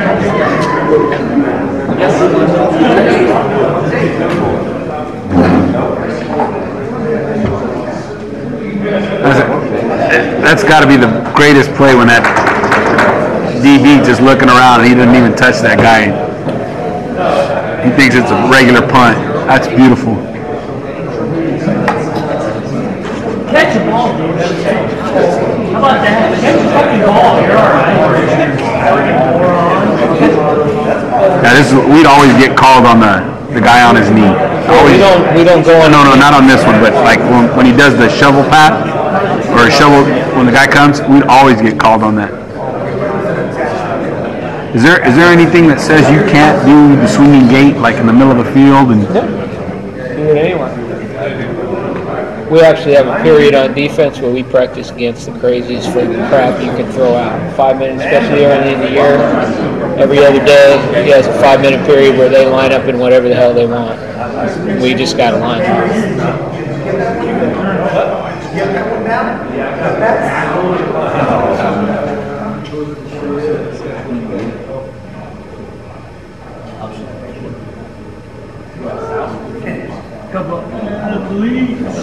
Now, he just talks to him beforehand, then, right? He tells them we have calls for it. He tells them what they want. And he talks to the ref before every game, and he'll basically coach the ref on what the rules are. He does it like, right, if we do this, right? That's what he's doing.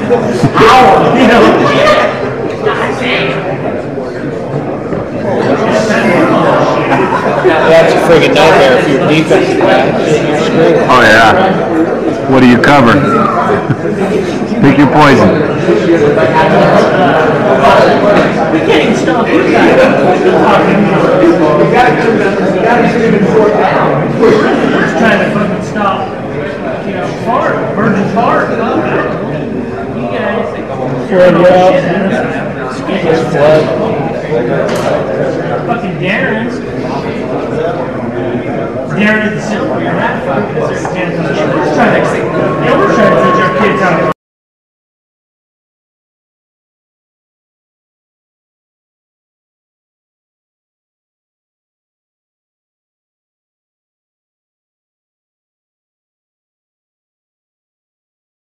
How they do things.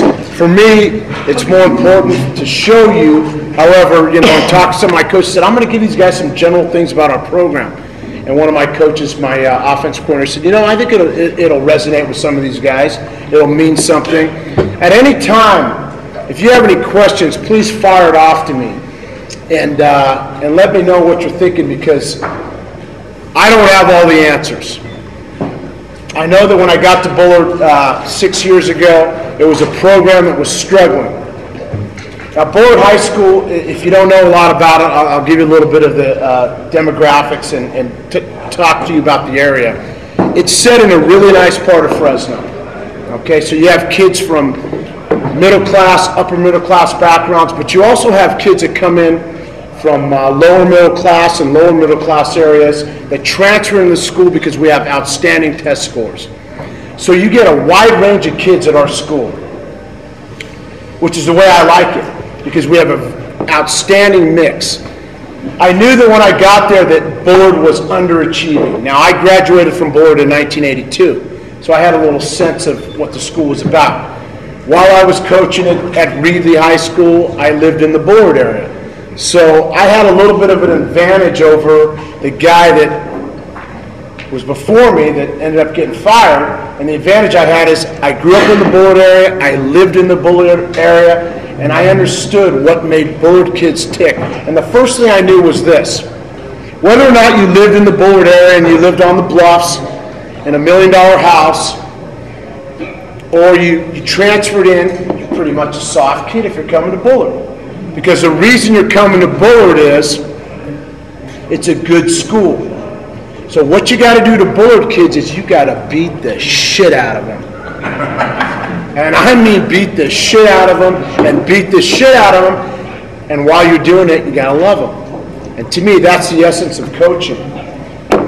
So what I did was when I talked about getting ready for this presentation, I got the core values of what our program's about. Now, this did not take me long, because these are things I talk about to our community, to our team.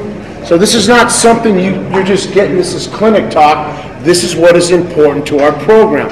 I'm going to show you a little snippet from our highlight film that I think will give you a pretty good sense of what we've made it about.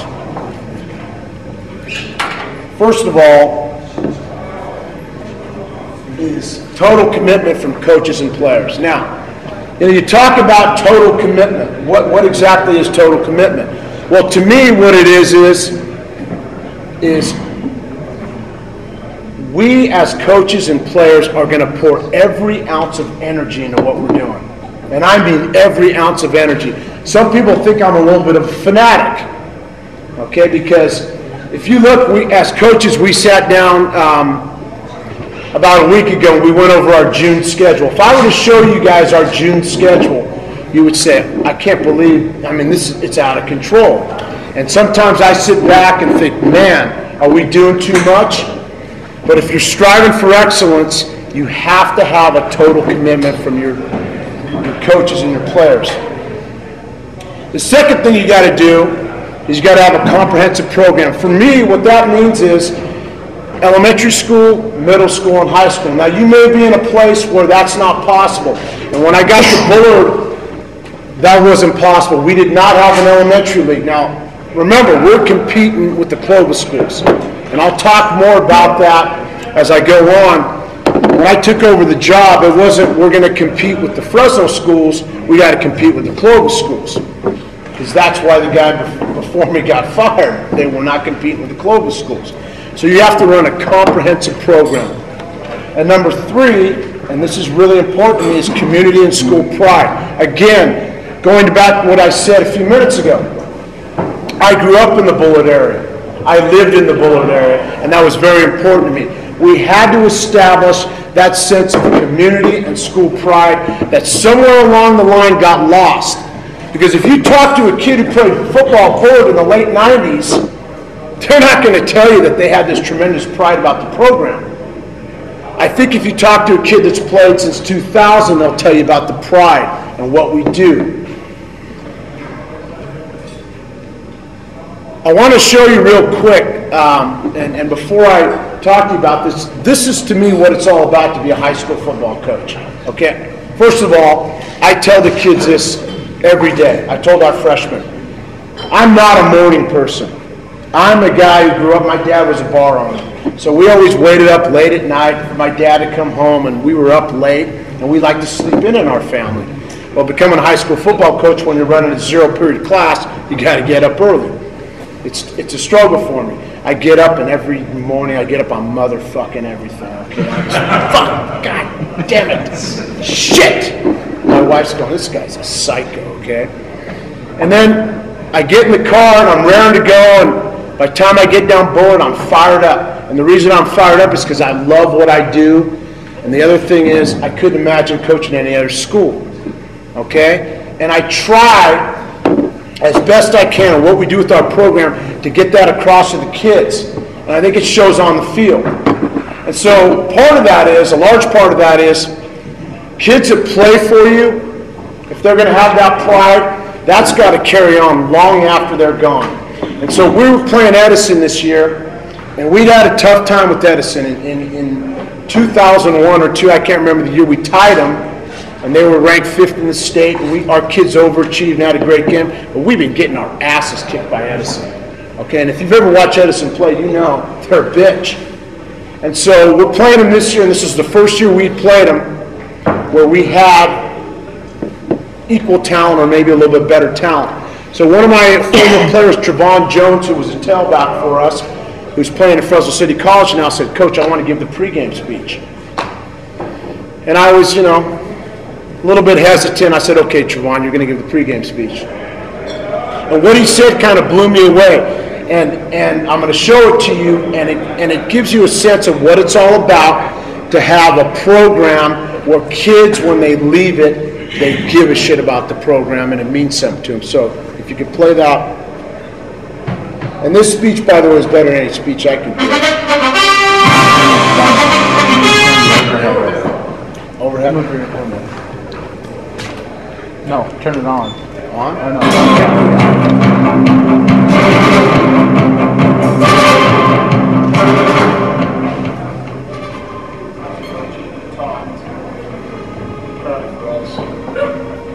We felt like this was the first team. Where's the volume? Volume up a little bit? Where's the maybe on the Chavez? I don't know.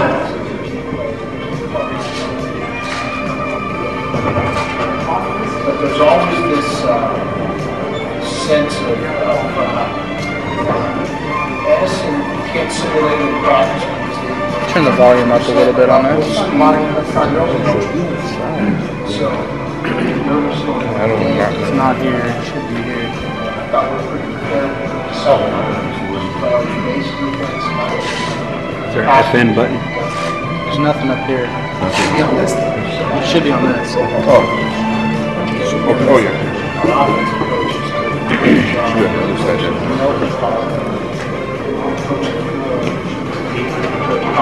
The menu.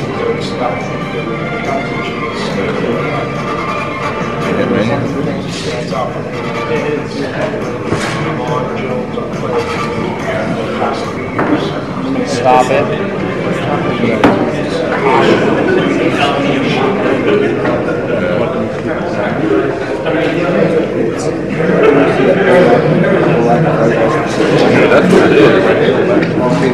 Is there a blue FN button on your? Is there a blue FN button on the? Yeah, is there a blue FN button on the thing? On the computer? Oh, wait a minute. This right here. This. This is up as loud as it does. That's what happens. Hey, you know what you're doing there? No. No idea. Hey, get me out of the meetings of the Chevy. This thing doesn't have any more. It's funny because when Siegel showed his tape, the volume got So way up. get in there. Hey, Maybe the volume's low on 12. That's here. Go ahead. Let's see what Yeah, happens the here. speakers are pointing the way they got it rigged up. Oh, here we go. It should be volume on the It's on the side.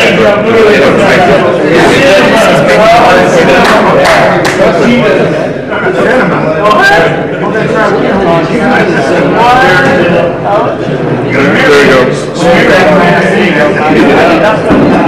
That's high. And what it is the speakers are low. Get them up high? Well, they're strapped down. We're just gonna have to be quiet. Hey, you know what? Bring the microphone. There you go. There you go.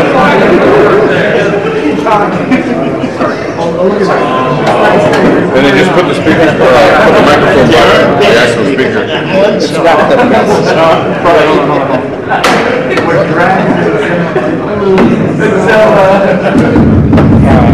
Let's try that. Hey guys, did I introduce Anthony Chavez, head of football operations at CLS? Just so you know, this is his fault, not mine, okay? No, I'm joking. Let's joke.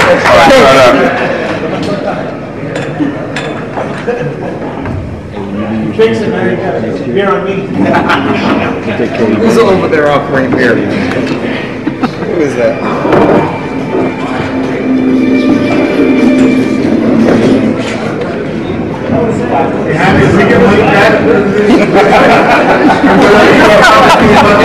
It's just because the speakers.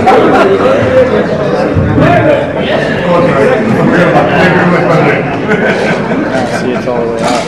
I think you're from Orlando. That's top down. That's constant. It's topped out. The volume. Go ahead. Just play. Alright, let's see what we got. There we go. You gotta hold down the FN button. Real careful. Good. Thank you, Coach. No problem. You guys see who's pumped? You guys see who's pumped on? We gotta get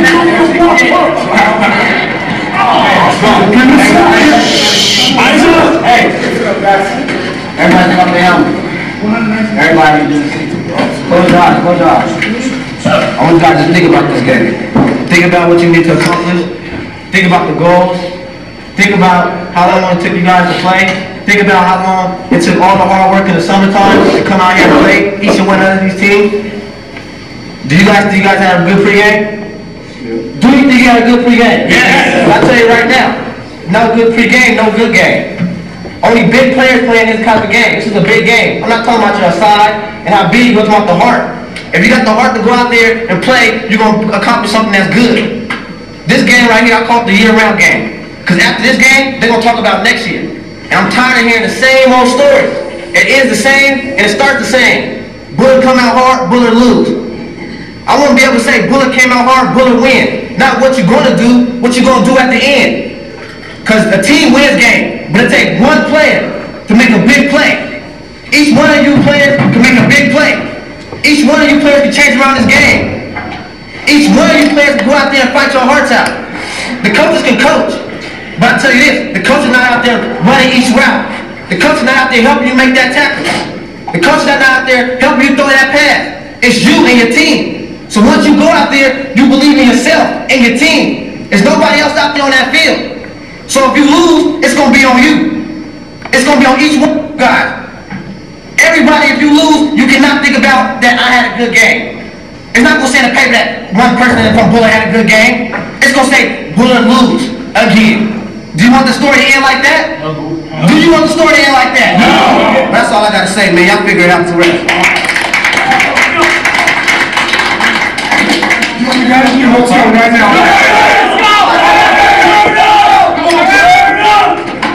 Let's go, baby. Oh, shit. Mama will get y'all in the leg. Don't get y'all pumped up. Come on. Let's go. What Anthony McCoy said there, one of our better players, was if Juwan can't get you pumped up, nothing's going to get you pumped up. And sometimes, coming from a former player, it means a lot more than it does coming from the coach who they hear all the time. But that speech is important to me because it's one of our former players coming back. And that's what I've tried to build the program on, is sending these kids away with a good feeling so they feel a part of this program. All right, core value number 1, total commitment from coaches and players. What does that mean? And again, at any time, you can ask me any questions, strength, speed, and agility. Our weightlifting program is 7 o'clock or 7:30 in the morning every morning to 8:45. We get the kids in. I felt like we need to do a little bit more for this team, so we're going to start coming at 7 next week, and we grind their ass. And I put an ad in the CIF website asking for coaches, because I felt like our lower level coaches, we weren't real strong there. And we had about 15 or 18 people reply and say, I want to coach a Bullard. And so what I told them was, you need to come to one of our morning workouts, because if you want to get an idea what Bullard football is all about, you've got to see what it's about. We start off every morning on the field, and we run. How many of you guys have the ladders that you throw down? A lot of you guys use the ladders. We got the ladders, and then we get bags, and we get them warmed up and pushing pretty good. And it lasts about 15 minutes, and then we sprint them in the weight room. And we have this, one of the things that's helped us out is we got a new weight room a couple years ago. It's about 5,000 square feet. Before, we were operating in a weight room that was about 1,800 square feet. It was hard to get things done. And we push them, and we whistle every single set. Here's the thing. If you run a high school weight room program, if you're writing the sets on the board and expecting the kids to do it, it's not going to happen. So what we did initially was we would call out every set. First person, first set, ready, go! And so they get going. That person would finish. All right, we rock the weight. Second person, first set, ready, go! And they'd get it done. Well, after a while, and I figured, well, this is their team. Okay, so let's give them some ownership. So we turned it over to the team. Now our leaders are the ones who call out the sets. And there's a pecking order in our weight room. It starts the first squat rack and the first platform. Those are the top guys, and it goes down. Now we have a back room. Okay, we have a squat rack and a platform, and that's where the sloppies go. The guys that want to hide. And the thing is I coach those guys because I think it's important that you have to make these guys feel a part of it, because high school football is a powerful experience in your life. However, I'm 70% here and 30% there. I have 4 coaches with me every morning. Now, how do you do that? Well, we either fundraise through our quarterback club and pay one of my coaches a $3,000 stipend, or the principal, depending on what mood he's in, or if he's on his period, he'll give us an extra period, and we'll pay that guy. And then we get a couple extra coaches that just donate their time, walk-on guys that want to be a part of the experience. But we work them extremely hard in the morning.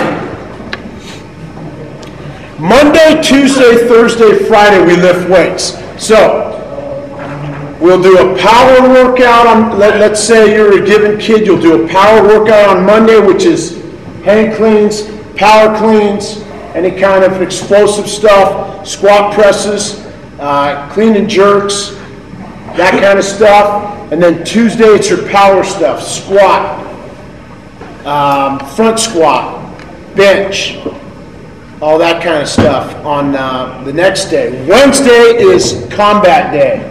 So what we do is, now we've already, this time of year, we're turning our attention to football now. Last Wednesday was the first day we started getting out there at 7 a.m. and we started going through our football stuff.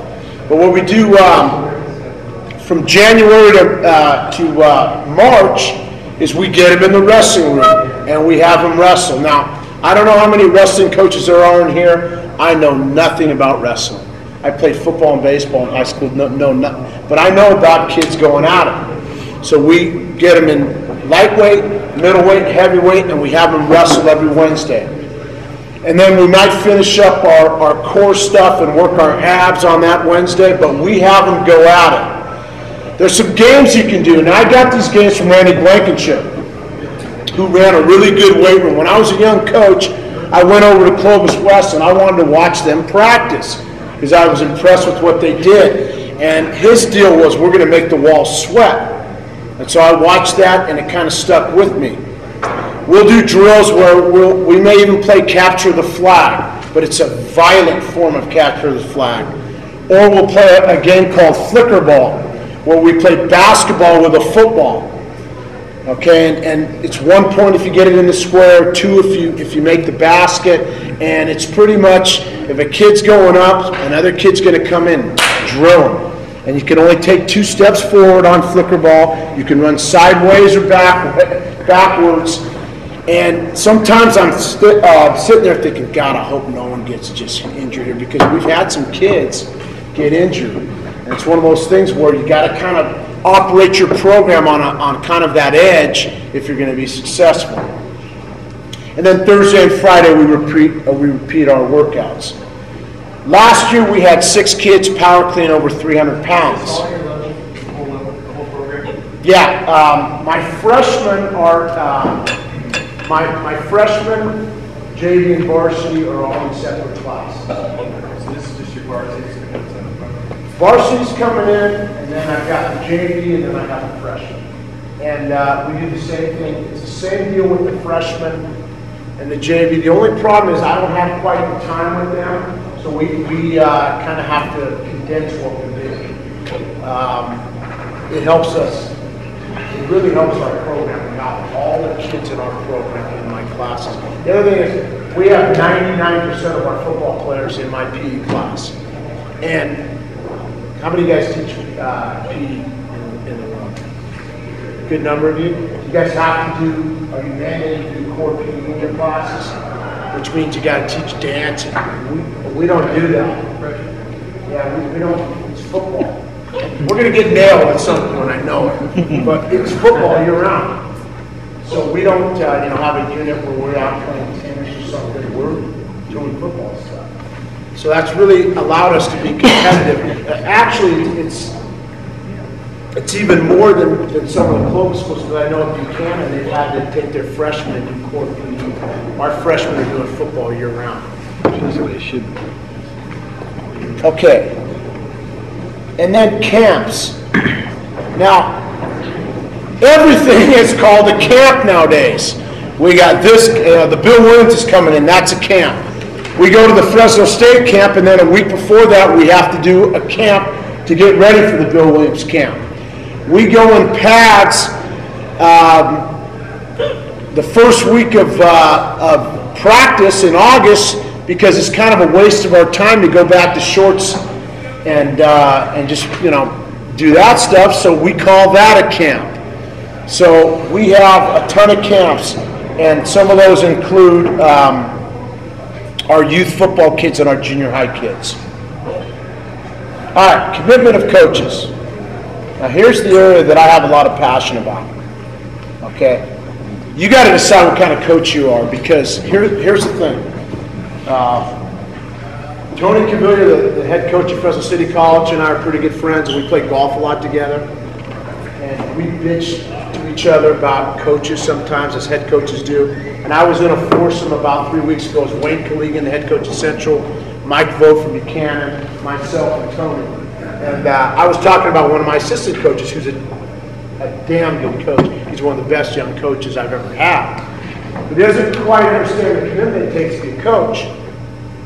And so Tony said to me, you're either a ball coach or you're not a ball coach. And that registered with me because here's the thing. I hear a lot of this nowadays. My wife, I'm having kids, so I'm going to step back and I'm not going to coach. And if you're a football coach, you're a football coach. And if you have kids, you got to bring them into that because that's a great way to grow up. When I was a little kid, my dad was a Pop Warner coach, and the greatest experience for me was rolling around on the bag while he was coaching football.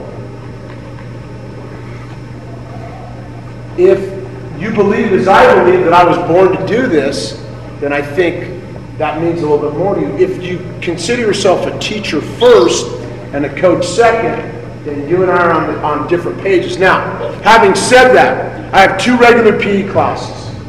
I work my ass off in those classes, and I love them because it gives me a break away from football. And I mean, we work out hard, and I teach them hard. And I think in my district, which in Fresno Unified, we have really half-assed PE programs almost across the board. Really bad. And so I take pride in that, and I tell our kids, you're like a advanced placement class in PE. So I'm not trying to give you the wrong message that you're a football coach, so when you got PE classes, you do a half-assed job, or you're a history teacher, which I graduated with a history degree, and you're in your history class, you do a half-assed job. No. But the bottom line is most of us in this room got into this profession because we wanted to coach football. And so I don't consider it as I make $2,500 as a high school football coach. I consider it as I make whatever we make as a teacher's salary, which is a lot to be a football coach. Coach, I got a question. What did you just go to your principal and get these classes? You know, when I got hired, and here's the thing, my principal and I have a very contentious relationship. It's really not a good deal. It's the shits. How could it not be a good deal when you have class? Here's the deal. At board, and I don't think this is the way it should be, the parents can dictate how things go. So when I got hired, you know, and this is not a good situation either, the former coach got fired by parents. They said, we need a change. So I went through the interview process, got the job, and he called me and he says, what do you need to be successful? And I said, I have to have the kids in the morning. I don't want 6-period PE. Because if we have 6-period PE, then my baseball kids, and you guys know about Bullard Baseball, it's a very successful program. My baseball kids, my kids playing other sports are not going to lift year round. I need the kids in the morning. I want to be done at lunch. I don't want a class after lunch. So I can do all the things that it takes to build this program, and he gave me that. So to his credit, he did step up on that. So I have no classes after lunch. That's it. And there are some advantages. If it's Friday, I'll go play golf. I'm out at the golf course at 1, but here's the deal. From Monday through Thursday, I'm at school from 7:30 to about 9 at night. Okay, and then on Saturdays, evenings, a lot of times, my wife and I are doing something socially. I'm working Saturday night from when she goes to bed at 10 o'clock to 1, and then Sundays, I'm working 5-6 hours. So my principal did give me, that's a huge thing to have, but you got to grind with it. I go 12 months a year, and the reason is because I'm a simple guy. I mean, concepts like this does not come easily to me. I can barely function on a computer. I'm getting better, but some of those things come tough to me, so I'm one of those guys who has to really work hard at things. Assistants, nearly year-round. I love when my assistants, when it gets about February and they start getting itchy, or late January, they're starting to say, what are we doing? I have a couple guys on my staff that they come back from Christmas vacation and they say, okay, I'm bored, let's get going. And that's what I want to hear, because they have that energy for coaching. They work nearly year-round. And like I said, when we put up our June schedule, even I went, Jesus Christ. The problem is, guys, the bottom line we all know, we don't make that much more than our high school football coaches made 20 years ago. So what I'm worried about high school football is we're going to drive people out, because I'm 41 and I do not have the energy I had 5-6 years ago. I want to stay in this till the end. So you've got to find ways to energize yourself. We don't make a lot of money, but I made a choice that one little perk I'm going to have is I'm going to play golf, and I'm going to join this country club, and I'm going to play golf at it. And I don't have a shitload of money, but that is my release. So for me, that's my release. So it's a tough deal, what we're all doing. We're working our asses off. Everyone in this room is working their asses off. But if you want to do it the right way, that's what you got to do. Core value number 2, comprehensive program. Elementary league. Now, most of you guys probably have Pop Warner system, and I'm not sure that that's a bad setup. We've even talked about it. I like the old Pop Warner system. It's a good thing. You draw all these kids together. We decided to go to an elementary league. So we went to all the Bullard feeder schools. Now again, remember, Clovis Unified. Every Clovis Unified school has an elementary school team. So kids are starting to play in the 4th grade. So I'm not the smartest guy, but I said, okay, I'm going to emulate that, and we're going to put that in. We've put them in. Now, this is the one thing that kind of can work to our advantage. We let some kids from outside into that league. If you've got a kid that's 200, we don't have a weight limit. In Clovis Unified, they have a weight limit. So we'll get a kid that's 200 pounds and he can't play at his elementary school, and he sees the ad, he comes and he says, I'm going to play in the Bullard League. Like I said, or I didn't say, 85% of the kids who play in our elementary league are Bullard kids. But it's that 15 that intrigues me, because a lot of those kids, we've had 10 to 15 kids in the last 2 years that decide they're going to stay, and they get transfers to Tenaya, and then they end up coming to Bullard, because they like the program. So that's how our elementary school league has really helped us. Our numbers have doubled in the last 5 years by just adding that elementary league. And I'm involved in every facet of that. And that's this next point, is I oversee the league. It's a pain in the ass, but Monday nights, I think it's the first Monday of every month, we have a meeting of the elementary league. And so I go to the meeting and I direct them. I don't trust anyone else to do it. I'm gonna be the guy who's gonna lead that league and help them out. And it's been a very successful league. We got a lot of kids in it. So, how many? 20. Okay. Middle school football. Now let me tell you, has anyone in here taught in Fresno Unified before? Okay. So you know the mentality. In fact, when I first got hired at Bullard, we talked, I told the staff, we're not Fresno Unified, we're Bullard Unified. Okay, so we got to think differently. We were playing they started middle school football in Fresno Unified about 5 years ago. And it was a great thing.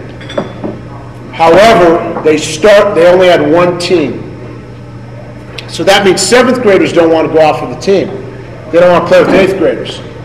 So our kids are playing Sequoia, and we're winning 63-5, 6, and it's the end of the first half, and the game's done.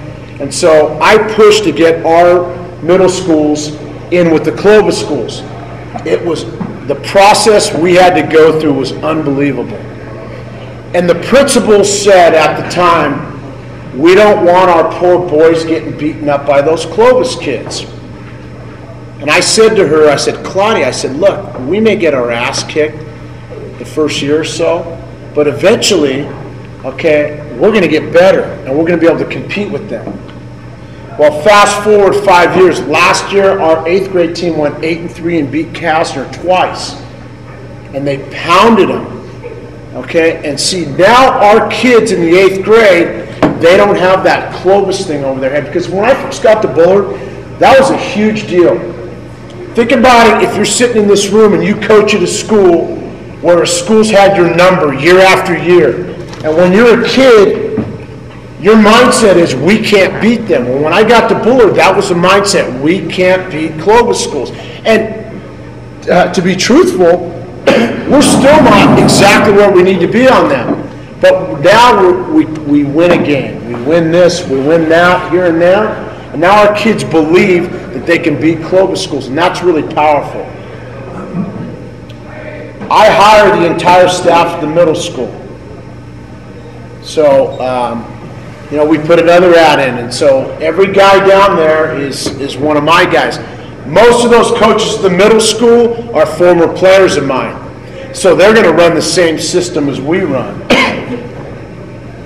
We clinic them. In fact, starting in a couple weeks, we will bring our middle school staff, our freshman staff, our JV staff in, and we will clinic them. So what that means is after our pre-spring workouts, which we start next week, twice a week in the evening, we're going to bring in afterwards for an hour, we're going to bring in our middle school freshmen and JV coaches, and we're going to clinic them. We're going to get on the board, and we're going to go over everything we do. It's a lot easier now because most of them know what we do, but we're going to clean everything up. Because I don't want and I have nothing against the wing T because we used to run the wing T, but for instance, I don't want my 8th grade team running the wing T when we run a pro set offense. That's not going to happen. So they mirror our varsity offensive and defensive systems. And I would encourage you on your Pop Warner guys, and I know it's tough sometimes. When I went to Reedley High School and got hired, the superintendent at the time was a great guy. Carl Campbell told me, hey, Donnie, you're going to have a tough time getting these Reedley guys. You want to run the wing T, they want to run shotgun. And so we found a way to kind of get them to comply, but it was tougher. So I know what some of you may go through, but you got to try to get everyone in line. And if you're a head high school coach, or you're a JV coach in here, or a freshman coach, you have to run what the varsity does. And if you think, well, the varsity coach doesn't know what the hell he's talking about, then you shouldn't be coaching there. You've got to run the same system at all levels, in my opinion. All right. Freshman and junior varsity. We talked about this already. Entire teams in separate PE classes with head coach. That was not going to happen in Reedley. You guys know about the Reedley band? It's unfriggin' believable. March out, there's 1 in every 3 boys or kids at Reedley High School was in the band. Just think about that. That's like Dos Palos' number, 1 in every 3 boys plays football at school. 1 in every 3 students at Reedley High School is in the band. So when I had my football weightlifting classes, we got 50% of them in, but not 100. So if you're getting 50, it's better than 100, or it's better than nothing, as long as you can get them in there. The ideal situation is to get your entire team there.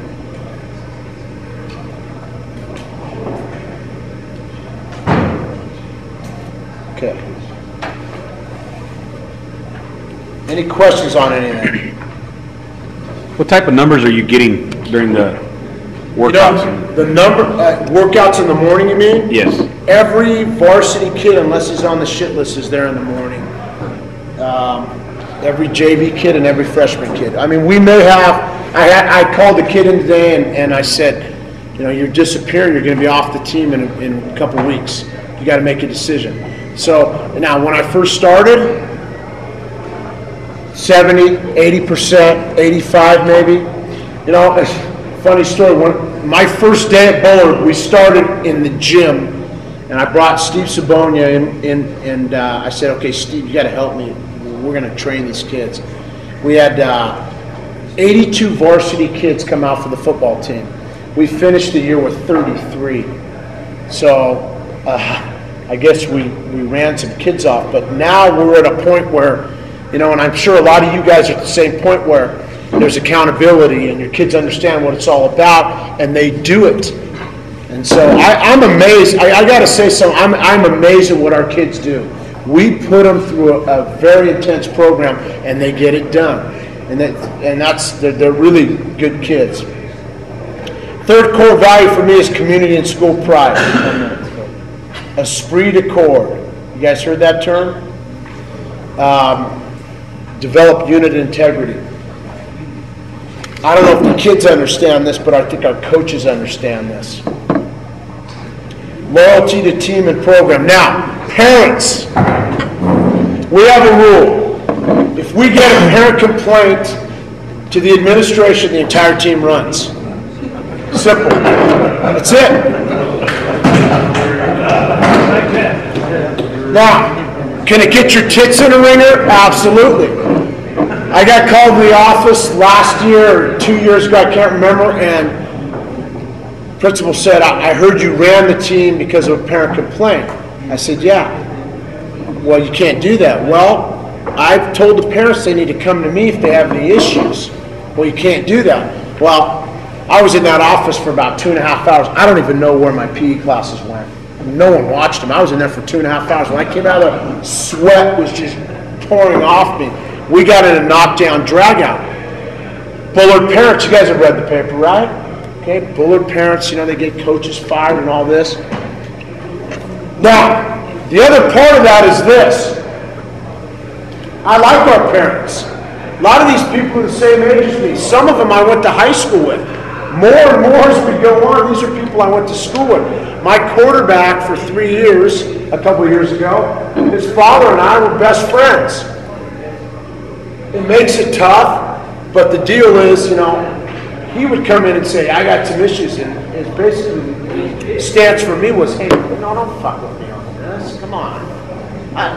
We're not talking about this. We're friends. I don't want to talk about this football shit here.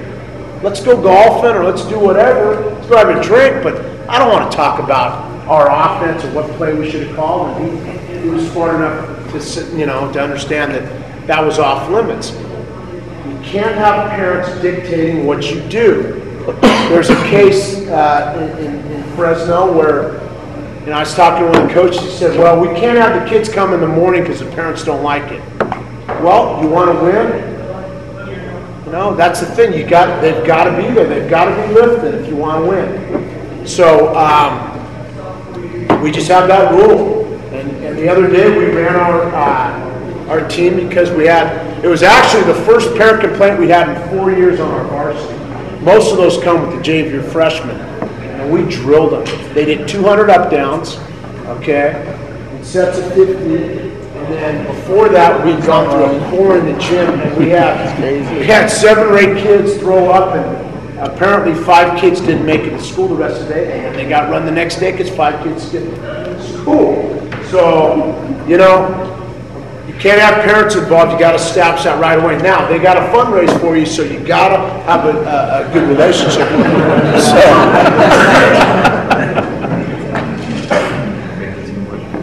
Kids got to play for something bigger than themselves. So what we talk about is you're not just playing for yourself or your family, you're playing for our community. And this is huge. I don't ever, and I'm getting better at this as I get older, I don't put kids down. You're a piece of shit. What we'll say is you're soft or you're being soft. And if you have coaches doing that, you gotta have a counsel the coach. I love our kids. And see, that's got to shine through. It's got to shine through the heart of it. We have some programs that have been successful in the Valley, but we've got coaches that are mercenaries. They're coming in, they're here for a few years, and then they're going to move.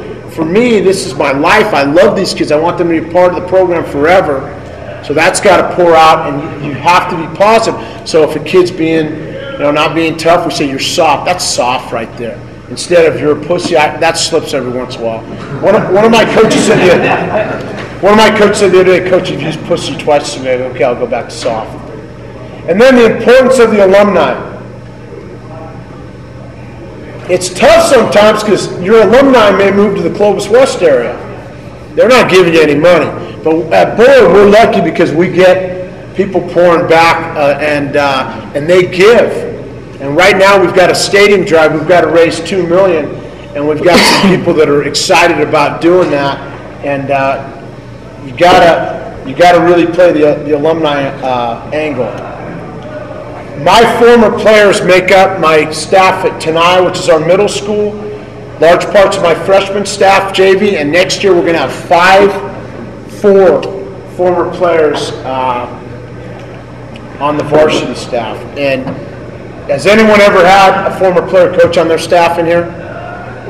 They look at you like, coach. It's a great thing early on. Eventually, they see through your bullshit. But, I mean, they'll work their asses off for you. And then we started a Hall of Fame dinner, and where we honor someone. It's a nice event. You know, we have 250, 300 people come, and we have a Hall of Fame dinner. We do a real nice video presentation, and that's important. You want to show the Valley Championship as part of ending it with the alumni? Yeah, we can do that. And then fundraising, which we all love. Last couple things, community service. To me, again, if I'm vested in the community, you know, we had an area on our campus where it was just bright, and we built a quad, and we fundraised, and it looks really nice now, and we got the kids involved, and to me, that's what we're here for. I want you to understand that, you know, you come off and speak at a clinic, and you come off as like you're this hard ass, but the thing is it's amazing what you can get from these kids if they understand that you love them and you have a heart for them. And I'm actually going through right now and reading. Anyone read the book on De La Salle football? Okay, I mean, read that book. There's a couple of books I love to read, and very, very little of what I read is football stuff. But there's a couple books that have really stuck with me. It's the Lombardi book, When Pride Still Mattered. Great book for coaches. And this book on De La Salle, because it shows the heart of that program and what that guy's all about. They are a family. When they do those commitment cards, those kids, and we started doing commitment cards ourselves, those kids are crying. And they're really committed to that concept, and I think that's important. If you can get that across to your kids, that's really important. What were you saying? Tell them we're going to show the alumni. Yeah, we'll show a little bit of a Valley Championship game with our alumni in the locker room before the game and give you a sense of what we're trying to create at home. Give me 1 second, guys. This thing's giving me some problems. You know the title of that? Professional football in America is a special game. A unique game. I can't remember the title. Played nowhere else It's on good. earth. Last year's, Where's my son? It's not what I want. I want scene selection. we got off to a little bit of a rocky start against Salem King right now. Hold on, guys. Bear with me 1 second. Come on. Professional football in America is a special game, a unique game. Played nowhere else on earth, it is a rare game. Last year's dang it. Stockdale game, we thought we had to gotta let that play and then let everything pop up. The Valley Championship and We'll be about 5 minutes. About 5 minutes. Thank you. Any other questions on anything?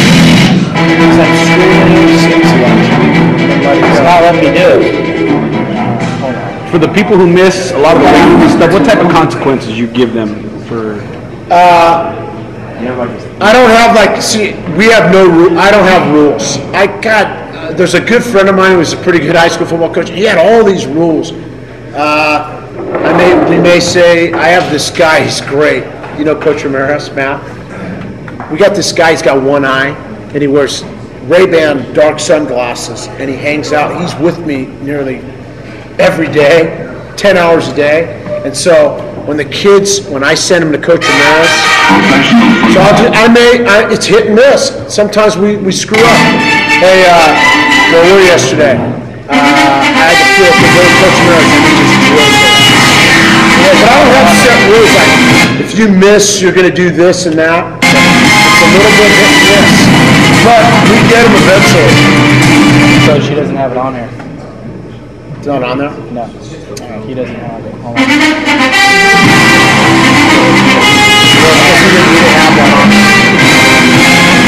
guys want to see any highlights? If you want to put the Edison game on, show me the highlights. Go past the speech.